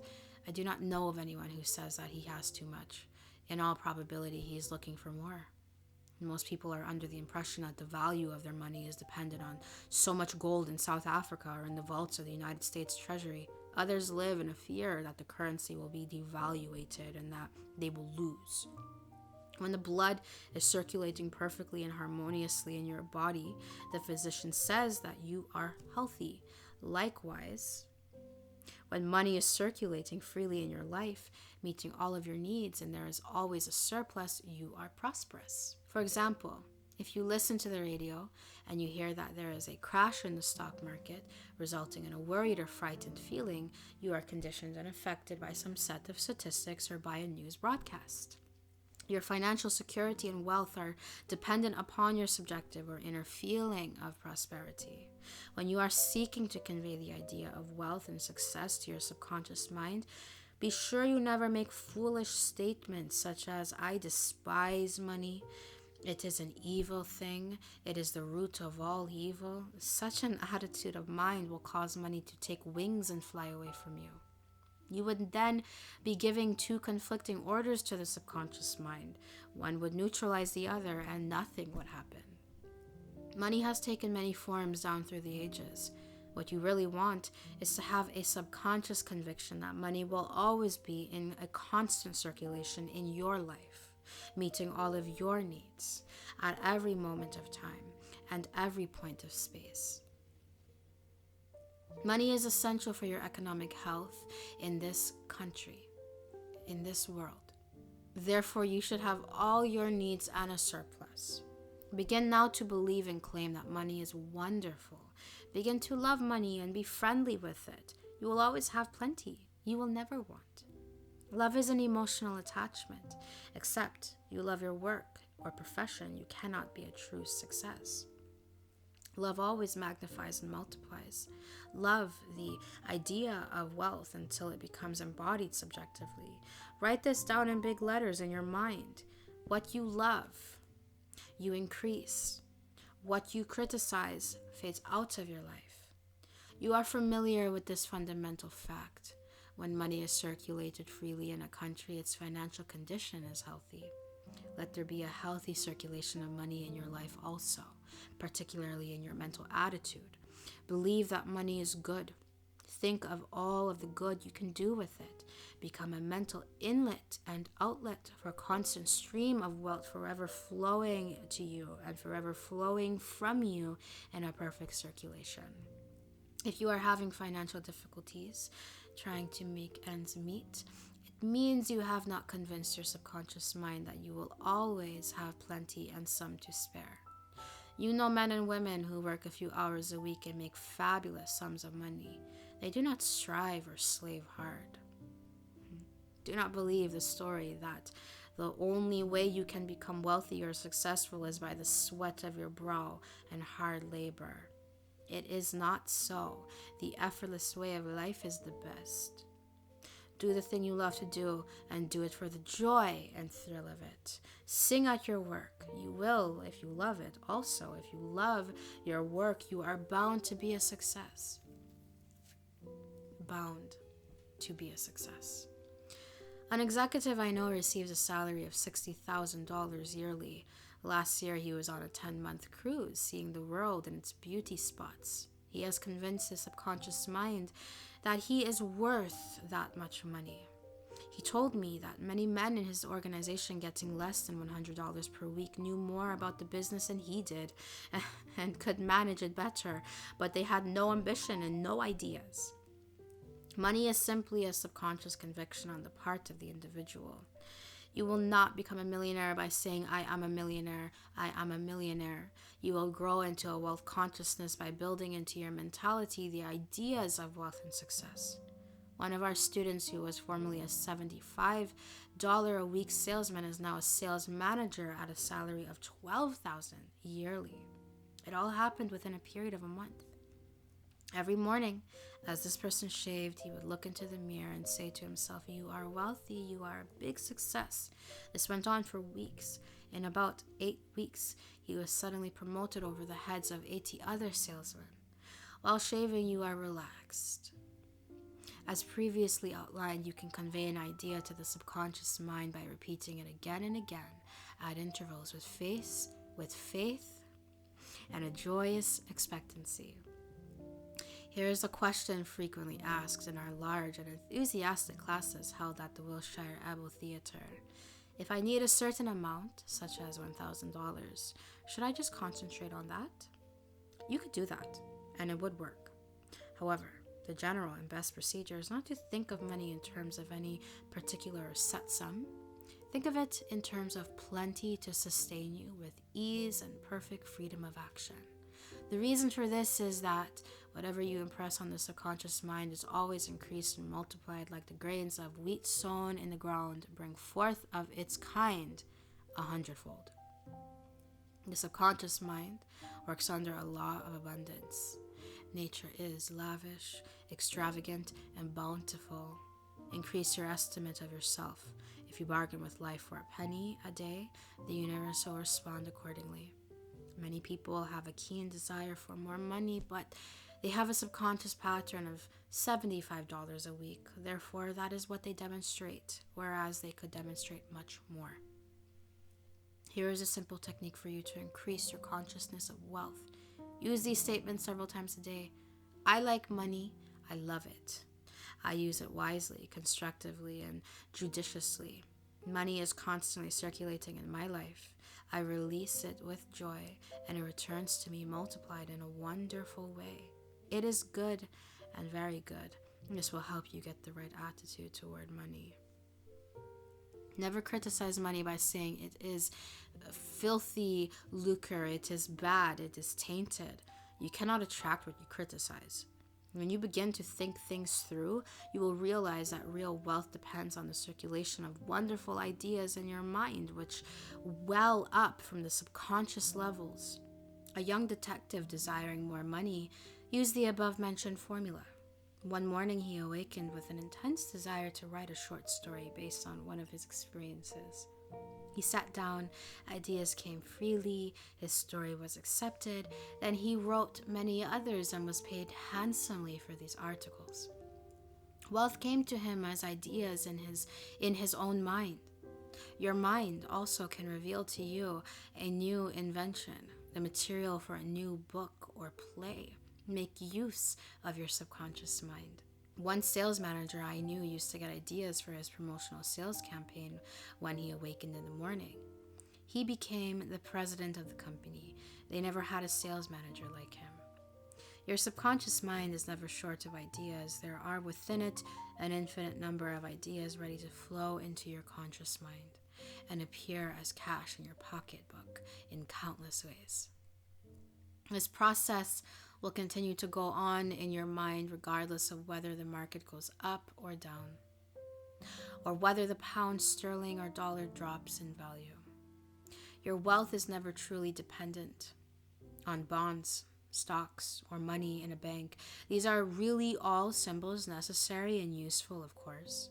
The point I wish to emphasize is that if you convince your subconscious mind that wealth is yours and that plenty of money is always circulating in your life, you will always have it regardless of the form it takes. If you believe that wealth or money is dependent on your job or more hours of work, you have a limited concept. You are bound by your own beliefs. This is a world of cause and effect.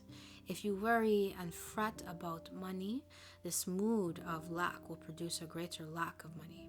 Your mental attitude is the cause. Less money is the effect. There is one emotion which is the cause of financial lack in the lives of many. Most people learn this fact the hard way. It is envy. For example, if you see a competitor depositing large sums of money in the bank and you have only a meager amount to deposit, does it make you envious? The way to overcome this emotion is to say to yourself, isn't it wonderful? I rejoice in that man's prosperity.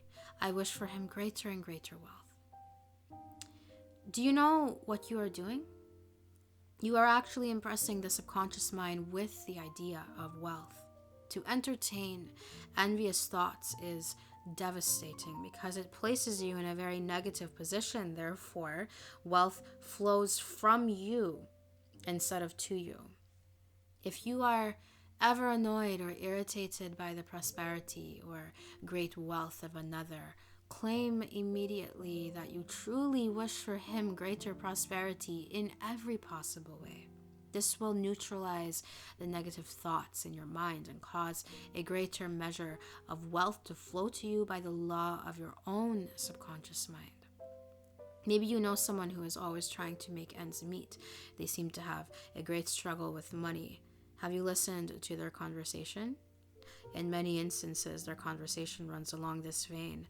They are constantly condemning those who have succeeded in life and who have put their heads above the crowd. Perhaps they are saying, oh, that fellow has a racket. He is ruthless. He is a crook. This is why they lack. They are condemning the thing they desire and want. The reason they speak critically of their prosperous associates is because they are envious and covetous of the other's prosperity.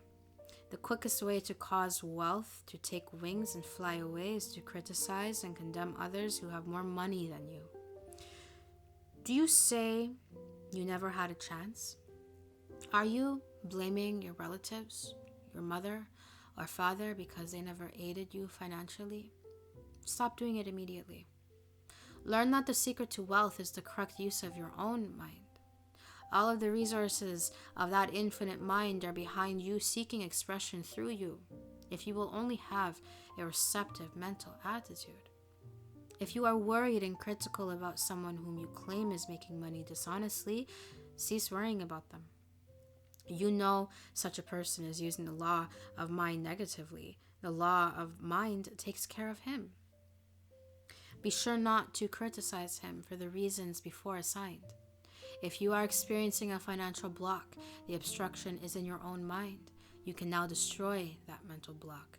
Get on mental good terms with everyone. As you go to sleep tonight, practice the many techniques which we occasionally refer to. Repeat the word wealth quietly, easily, and feelingly. Do this over and over again as a lullaby. Lull yourself to sleep with the one word wealth. You should be amazed at the results. Wealth should flow to you in avalanches of abundance. This is another example of the miracles of the subconscious mind. Chapter 5, How to Apply the Subconscious Mind to Marital Problems. The best time to prevent a divorce is before marriage. Ignorance of the powers within you is the cause of all of your marital trouble. Learn how to attract the right wife or husband. For instance, if you are a girl seeking a husband, do not begin to tell yourself all of the reasons why you cannot get married. Rather, tell yourself all of the reasons why you can be happily married. Eradicate the word cannot from your vocabulary. He can who believes he can. You are now acquainted with the way the subconscious mind works. You know that whatever you impress upon it shall be experienced in your world. Begin now to impress your subconscious mind with the qualities and characteristics you admire in a man. This is one technique. Sit down at night in your armchair, close your eyes, let go, relax the body, become very quiet, passive and receptive.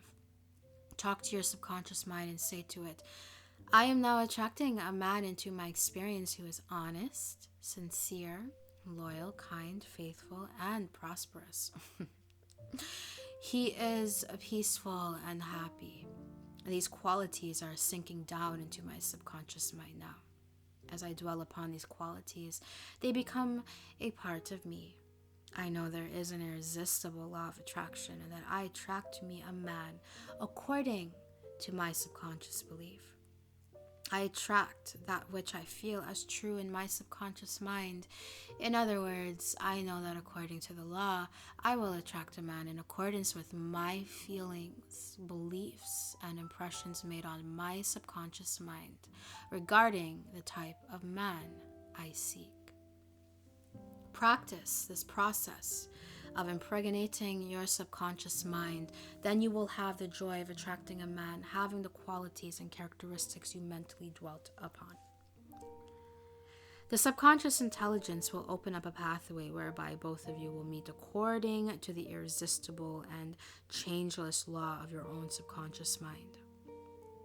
Have a keen desire to give the best that is in you of love, devotion, and cooperation. Be receptive to this gift of love which you have given to your subconscious mind. Marriage between a man and a woman, marriage between anybody, should be an act of love.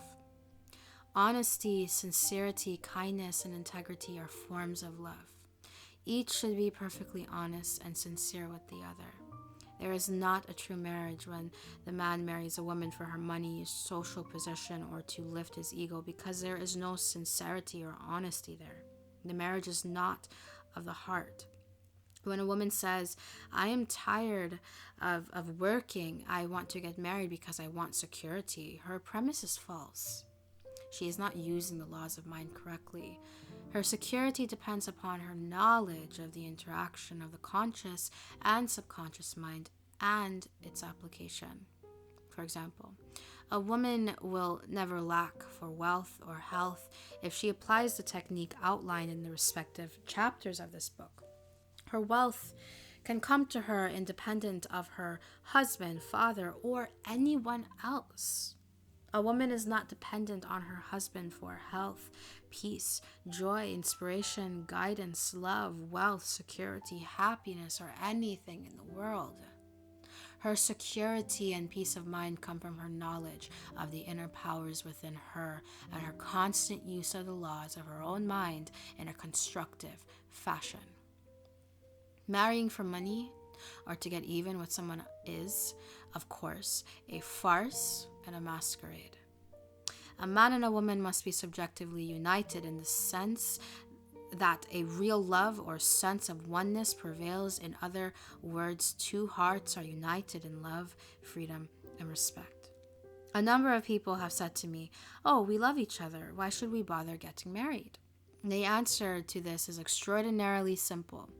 What we subconsciously feel and accept as true is always objectified or made manifest on the screen of space. Their reasoning, therefore, is false and insincere. The law of mind is as within, so without. Let us take the case of a man or a woman who has made an honest mistake. She now finds herself married to a drug addict. He refuses to work. She has to support him. He is ruthless and cruel. It is true that due to her state of mind, she attracted that man, yet she is not condemned to live in a world of misery brought about by her own mood or ignorance. Had she used her subconscious mind in the right way, this would not have happened. I am sure that if you fell into the gutter, slipped perhaps on a banana peel, it would be silly to condemn yourself and stay in the gutter. The obvious thing to do would be to get up out of the gutter, wash yourself, and keep on going. The woman herein referred to packed her belongings and left this man. She realized it was an intolerable situation. Surely this woman is not condemned to live with this man when their hearts and minds are miles apart. You can tie two people together with a rope, yet they can be as far apart as the poles in thought, feeling, and perspective. You are divorced mentally when your mind and heart are elsewhere. To stay together in such circumstances is chaotic from all angles. Marriage is a union of two hearts. There is no marriage where the hearts are not bound together in love and peace. Adultery takes place in the heart first. The heart is the seat of the emotions. If you are resentful, hateful, and critical of your partner, you have already committed adultery in your heart. To direct your mental and emotional operations along destructive and negative channels is to commit adultery. Always remember, the adulterous state takes place in the mind. Bodily acts follow mental states. They do not precede. Perhaps, as you read these pages, you are saying, I know a young couple who got married recently. They both used the laws of mind. They seemed perfectly happy in every way. Now they are contemplating a divorce. The mental attitude which attracted and endeared them to each other must be maintained and strengthened in order to persevere the marriage. In order to preserve the marriage. If a disagreement arises or some slight argument occurs and one of the partners engages the mind on a negative idea, such as resentment or hostility, he is uniting with the error in his mind, and it is destructive to marital happiness. The little arguments and quarrels which married people engage in will not hurt. It is the sustained grudge or ill feeling which does the damage. When the harsh words said are all forgotten and forgiven a few minutes later, no harm has been done. It is when the feeling of being hurt is prolonged that the danger lies.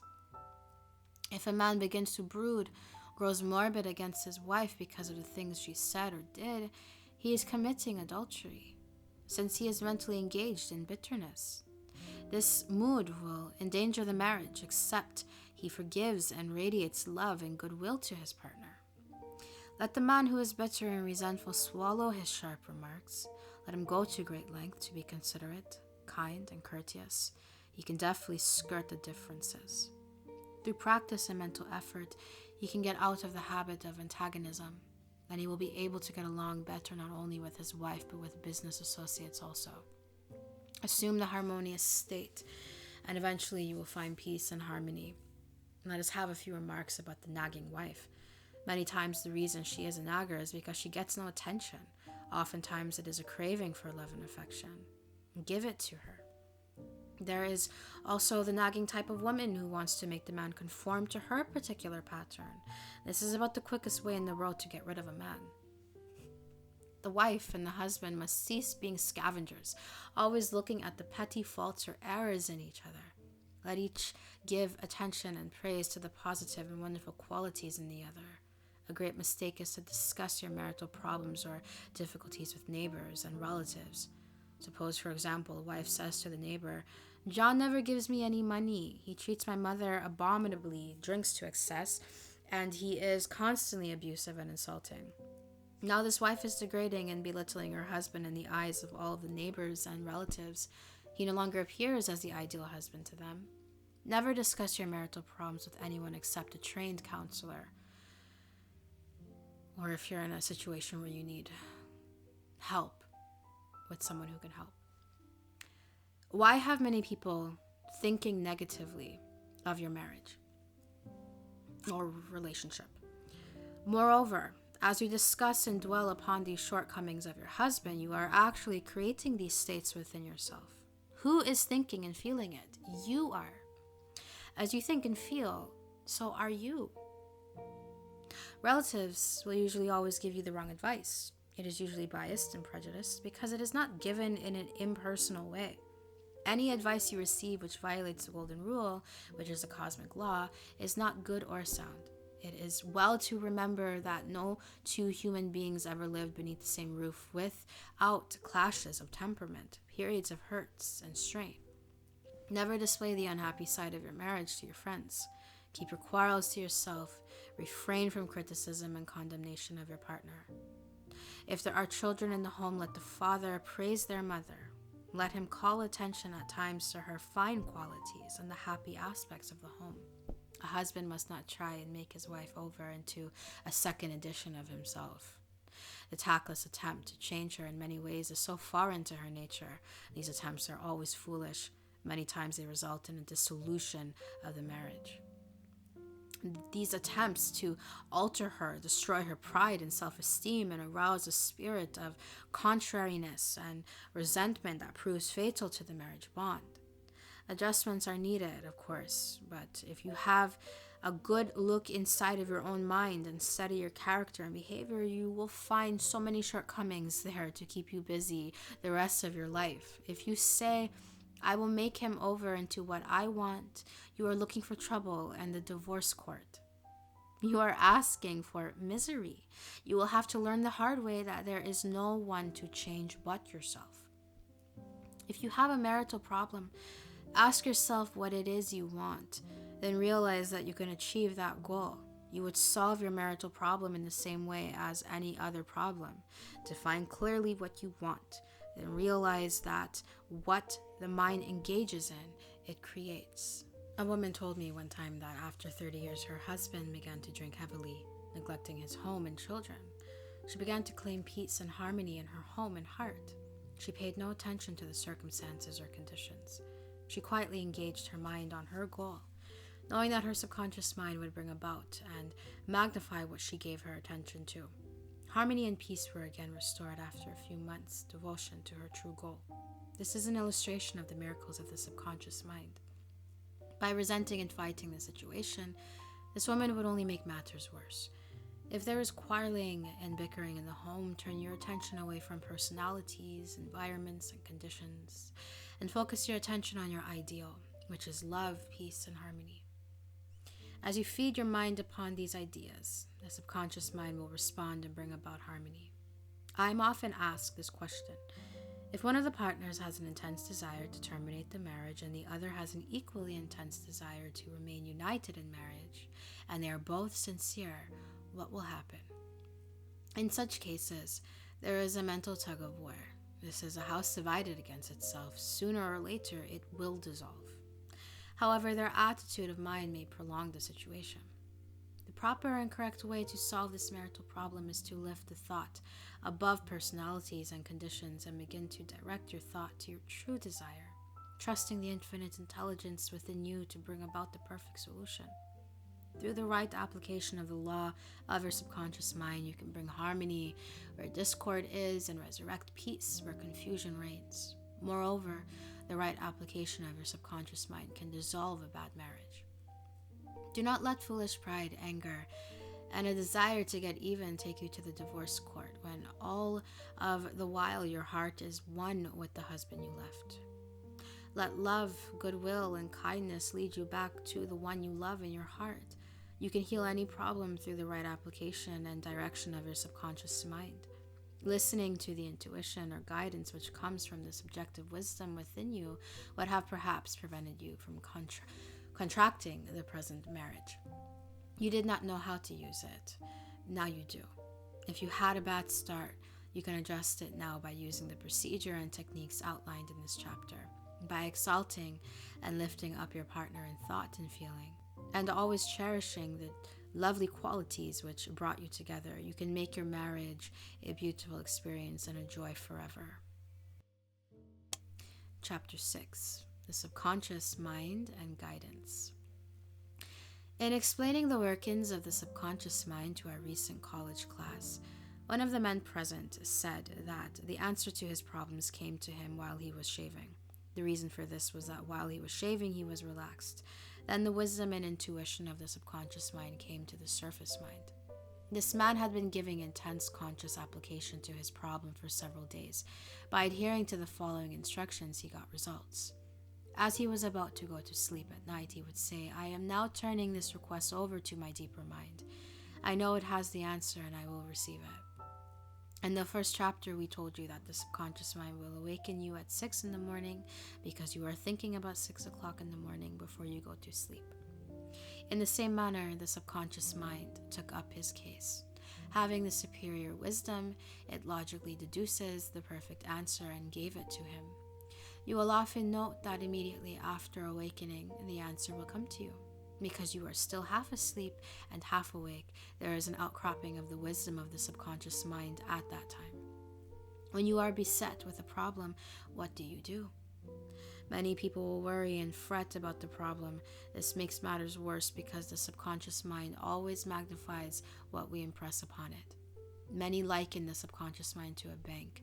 You are constantly making deposits in this universal bank. Be sure you deposit seeds of peace, harmony, faith, and goodwill. These will be magnified 1,000-fold. Then prosperity and good fortune will be your harvest. How do you find yourself reacting to the problems of the day and to your environment?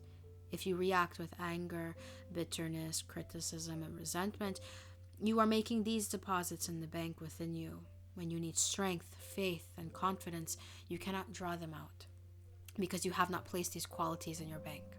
Begin now to deposit joy, love, peace, and good humor. Busy your mind with these things. Then the subconscious bank will give you compound interest. It will magnify exceedingly beyond your wildest dreams. When you have what you term a difficult decision to make, or when you fail to see the solution to your problem, begin at once to think constructively about it. If you are fearful and worried, you are not really thinking. Real thought consists in contemplating whatsoever things are true, just, honest, lovely, and of good report. True thinking is free from fear. The real reason why you are fearful is because you have a false concept or you are taking a wrong view of things. Probably you believe that external things, conditions, and circumstances control you and that they are causative. Remember, you have dominion over your environment and conditions. Here is a simple technique which you can follow. Quiet the mind, still the body, tell the body to relax. It has to obey you. It has no volition, initiative, or intelligence of itself. It is an emotional disk which records your beliefs and impressions. Immobilize your attention, focus your thought on the solution to your problem. Try and solve it with your conscious mind. Think how happy you would be about the perfect solution. If your mind wanders, bring it back gently. In this sleepy, drowsy state, say quietly and positively, the answer is mine now. I know my subconscious mind knows the answer. Live now in the mood or feeling of the solution. Sense the feeling you would have if the perfect answer were yours now. Let your mind play with this mood in a relaxed way, then drop off to sleep. You may fall asleep sooner than you expected, but you were thinking about the answer. The time was not wasted. When you awaken and you do not have the answer, get busy about something else. Probably when you are preoccupied with something else, the answer will come into your mind like toast pops out of the toaster. Never think about your problem in this manner. Things are getting worse. I will never get the answer. I see no way out. It is hopeless. You are reversing the law and undoing the good work you have done. Thinking about the answer activates the intelligence of the subconscious, which knows all, sees all, and has the know-how of accomplishment. The subconscious mind has the power to create. It also obeys the orders given to it by the conscious mind. Remember always this simple truth. The conscious mind has the power of choice. The subconscious does what it is told to do. The latter accepts your beliefs and convictions and brings them into your experience. It is an infinite creative power. Some time ago, I received a clipping from a magazine describing how Dr. Banting solved his problem of diabetes. He had made a profound study of the disease. One night, he was awakened in the early hours of the morning with the answer to the extract of substance from the degenerated pancreatic duct of dogs. And this was the origin of insulin, which has helped millions of people. It does not follow that you will always get an answer overnight. The answer may not come for weeks or months. Do not be discouraged. Keep on turning it over every night to the subconscious mind prior to sleep, as if you had never done it before. One of the reasons for the delay may be that you look upon it as a major problem. You may believe it will take a long time to solve it. The subconscious mind is timeless and spaceless. Go to sleep believing you have the answer now and that the solution is yours now. Do not postulate the answer in the future. Have an abiding faith in the outcome. Become convinced now as you read this book that there is an answer and a perfect solution for you. Here is a very simple technique used from time immemorial to get an answer from the subconscious mind.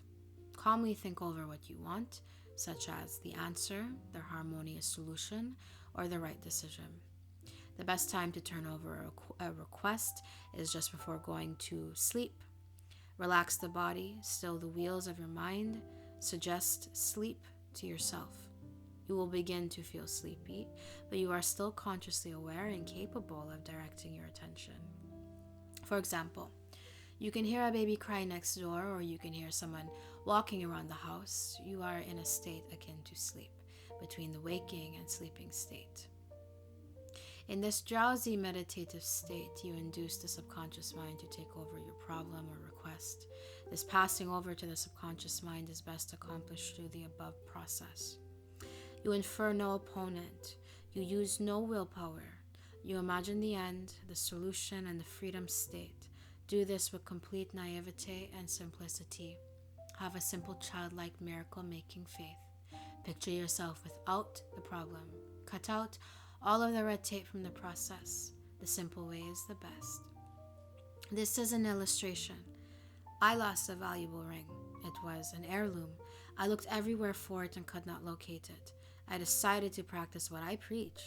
At night, I talked to the subconscious in the same manner that I would talk to anyone. I said to it prior to dropping off to sleep, "You know all things. You know where that ring is, and now reveal to me where it is." In the morning, I awoke suddenly with the words ringing in my ear, "Ask Robert." I thought it very strange that I should ask Robert. However, I followed the inner voice of intuition. Robert said, Oh yes, I picked it up on the sidewalk in front of the house. It is in my drawer. It did not seem very valuable, so I did not say anything about it.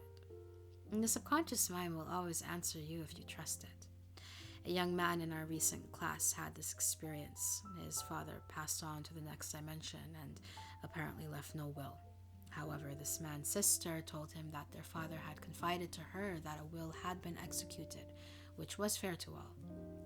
All attempts to locate the will failed. During the closed class on the miracles of the subconscious mind, this young man put into practice what he heard. As he went to sleep, he said, "I now turn this request over to the subconscious mind. It knows just where that will is. It reveals it to me." And then he condensed his request down to one word: answer. Repeating it over and over again as a lullaby, he lulled himself to sleep with the word answer. The student had a dream that night, a very vivid, realistic dream wherein he saw the name of a certain bank in Los Angeles and its address. He went there, found a safe deposit vault registered in the name of his father, which solved all of his problems. Your thought as you go to sleep arouses the powerful latency which is within you. For example, let us suppose you are wondering whether to sell your home, buy a certain stock, sever partnership, move to New York, or stay in Los Angeles, dissolve the present contract, or take a new one. Do this. Sit quietly in your armchair or at the desk in your office. Remember that there is a universal law of action and reaction. The action is your thought. The reaction is the response from your subconscious mind. The subconscious mind is reactive and reflexive. This is its nature. It rebounds, rewards, repays. It is the law of correspondence. It responds by corresponding. As you contemplate right action, you will automatically experience a reaction or response in yourself. You have now used the infinite intelligence resident in the subconscious mind to the point where it begins to use you. From then on, your course of action is directed and controlled by the subjective wisdom within you, which is all-wise and omnipotent. Your decision will be right. There will only be right action because you are under a subjective compulsion to do the right thing. I use the word compulsion because the law of the subconscious is compulsive. Our subconscious convictions and beliefs dictate and control all of our conscious actions.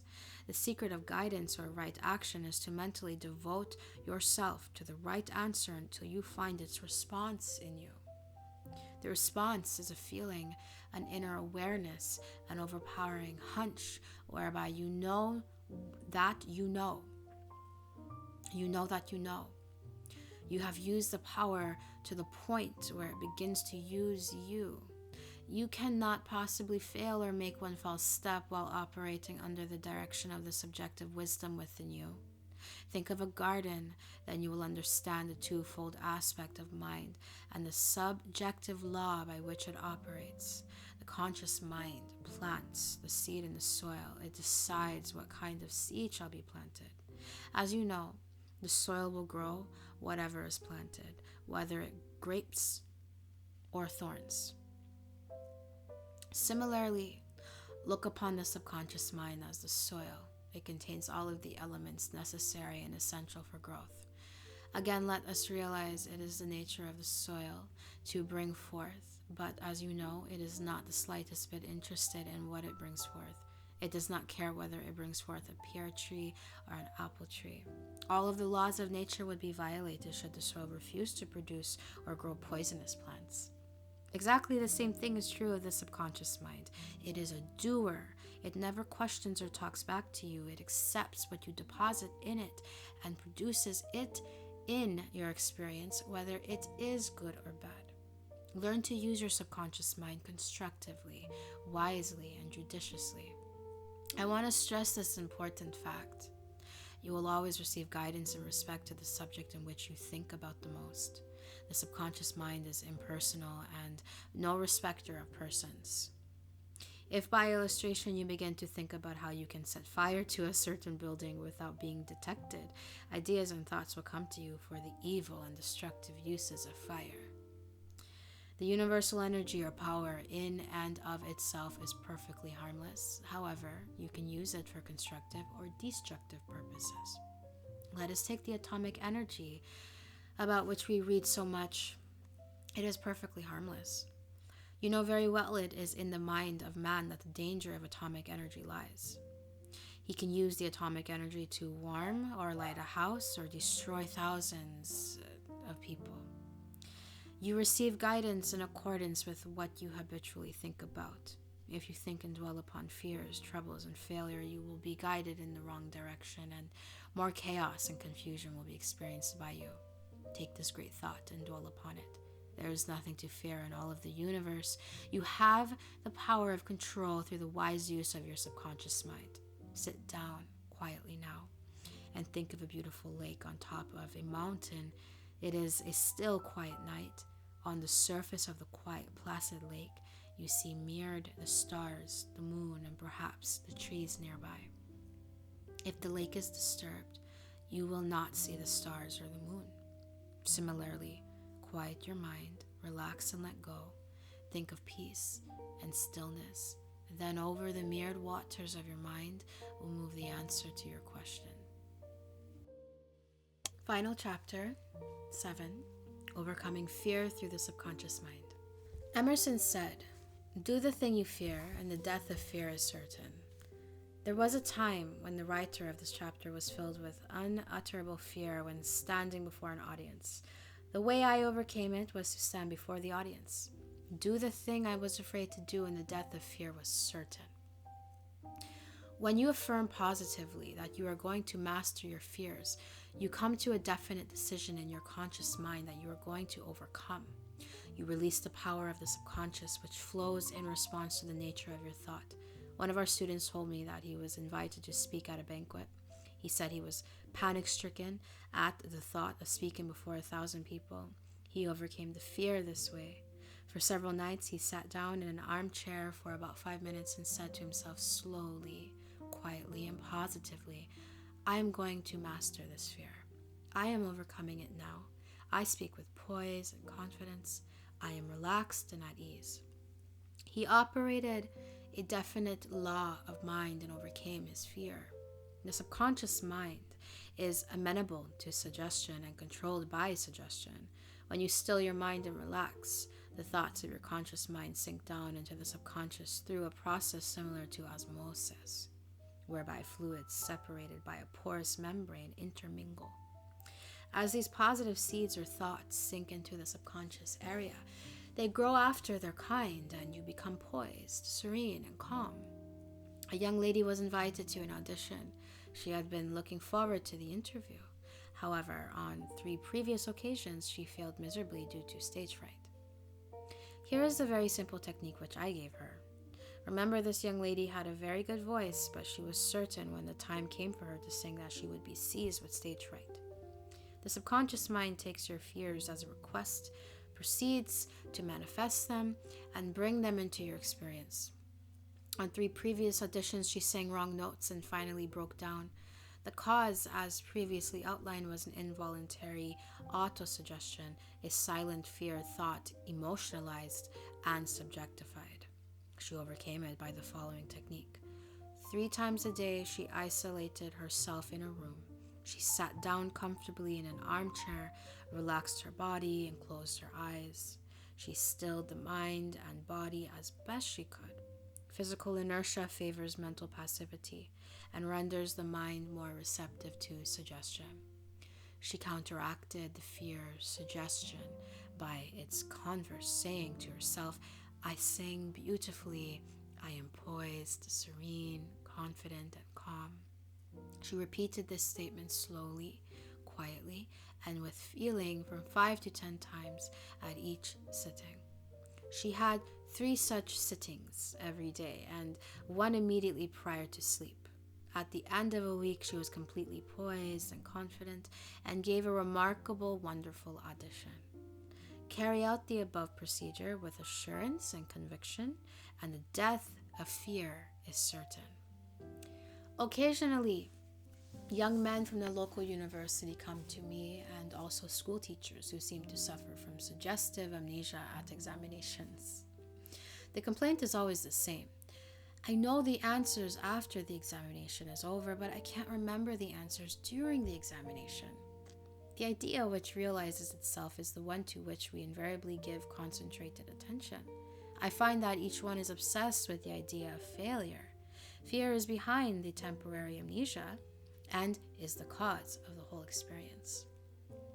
One young medical student was the most brilliant in his class, yet he found himself failing to answer simple questions at the time of written or oral examinations.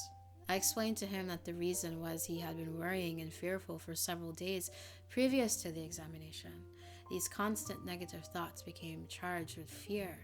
Thoughts enveloped in the powerful emotion of fear are realized in the subconscious. In other words, this young man was requesting his subconscious mind to see to it that he failed, and that is exactly what it did.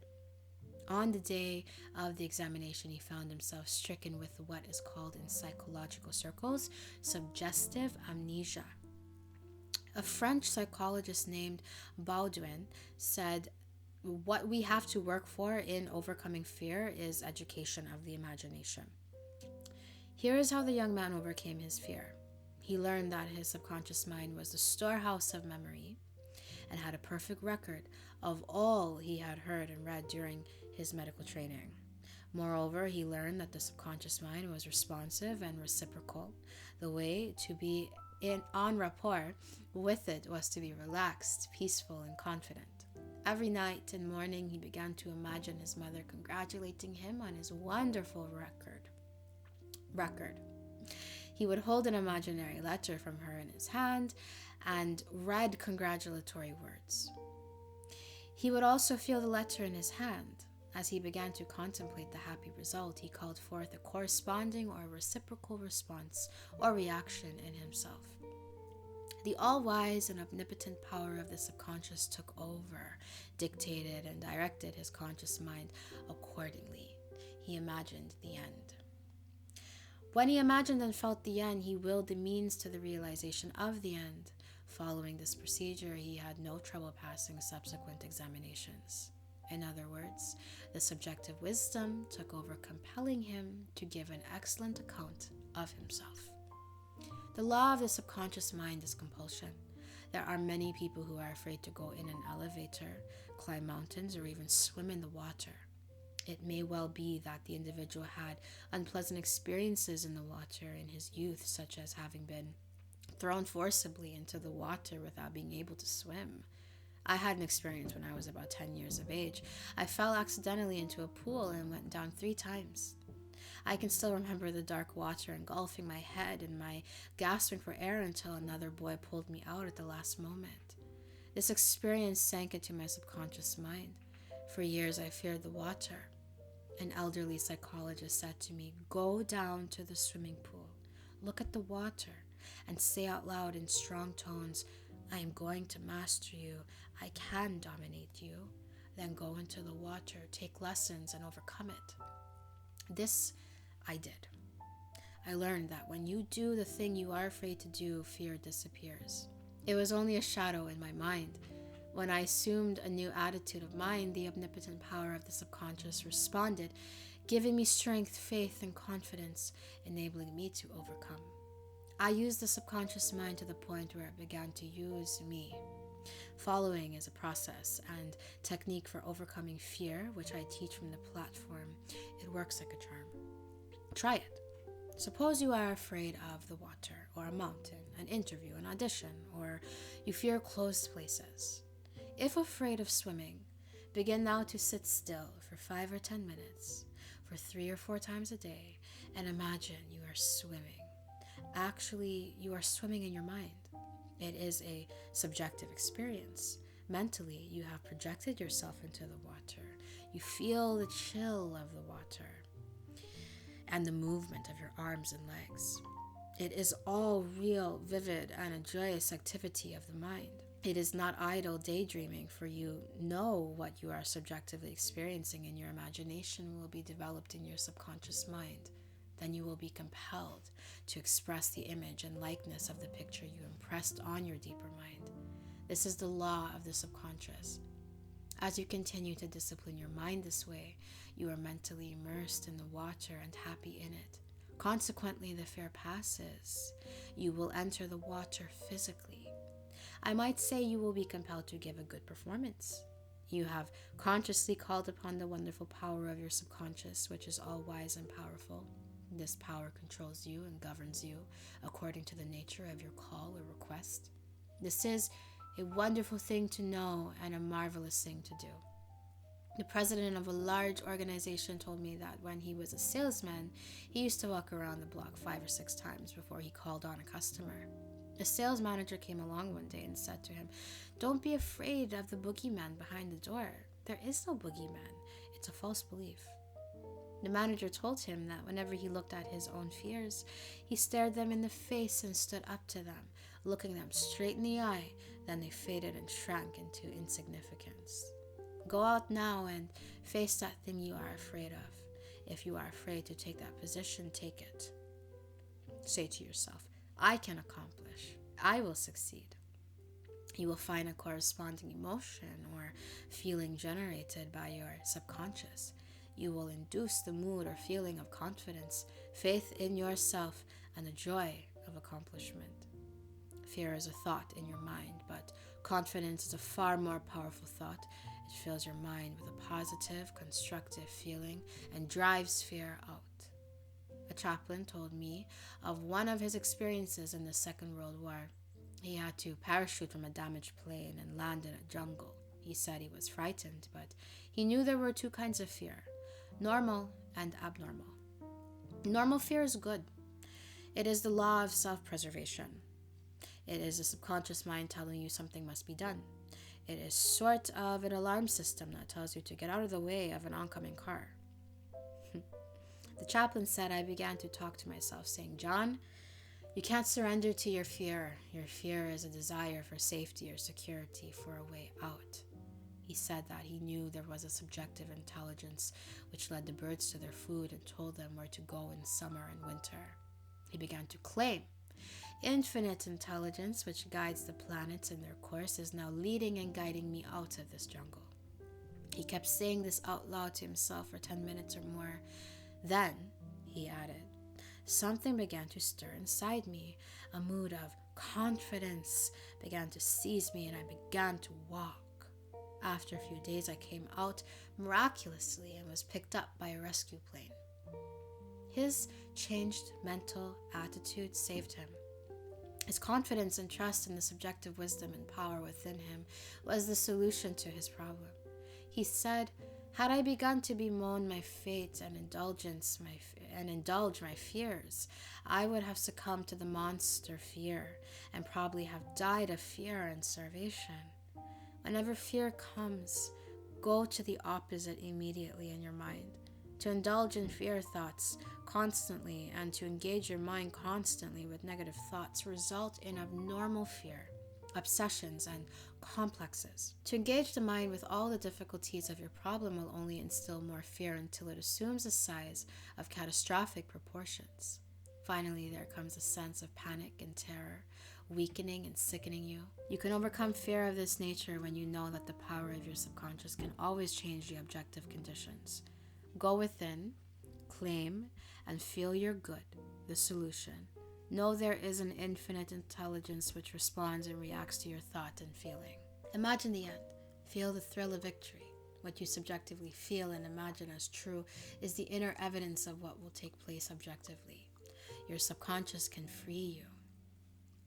When fear thoughts come, contemplate the solution, the happy ending.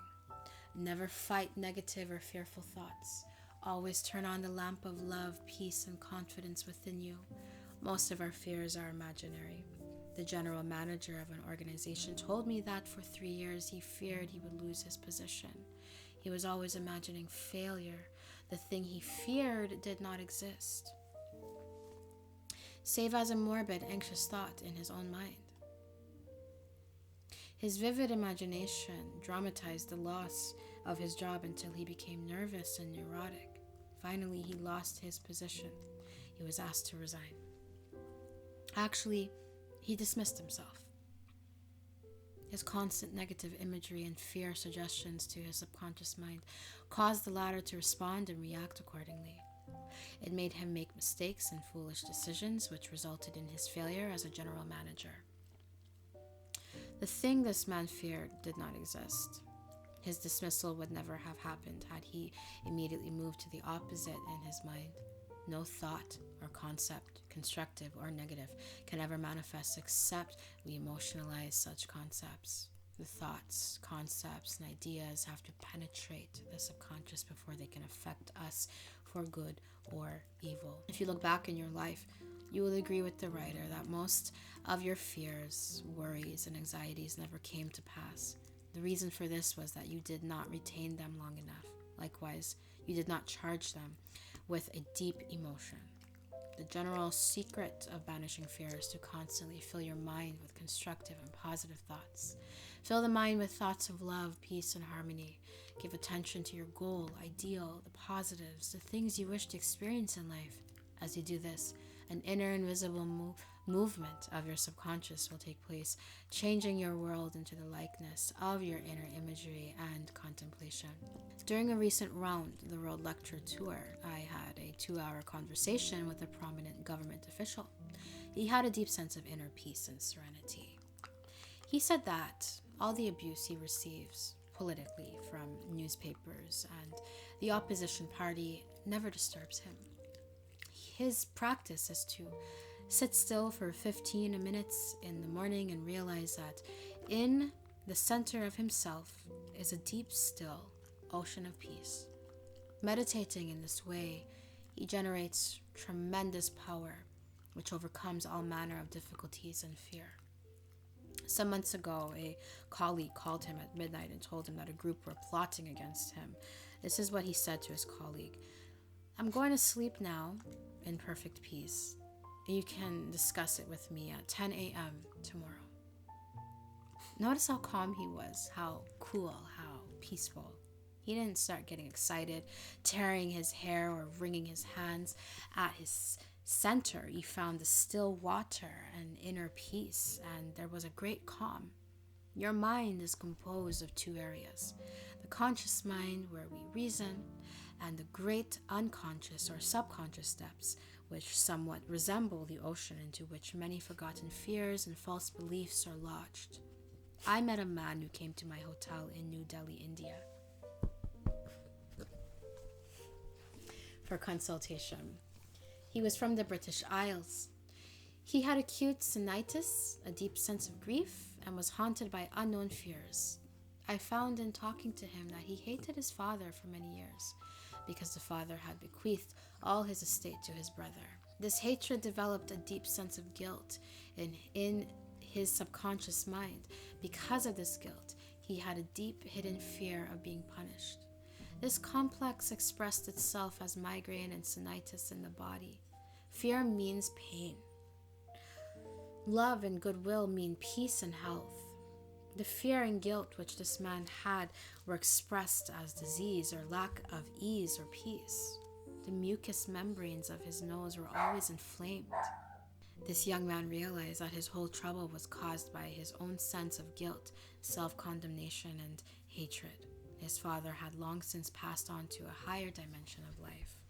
Actually, he was poisoning himself through hatred. He began to forgive himself. To forgive is to give something for. He practiced saying, "I completely forgive my father. He did what he believed right according to his light. I release him. I wish him peace, harmony, and joy. I am sincere. I mean it."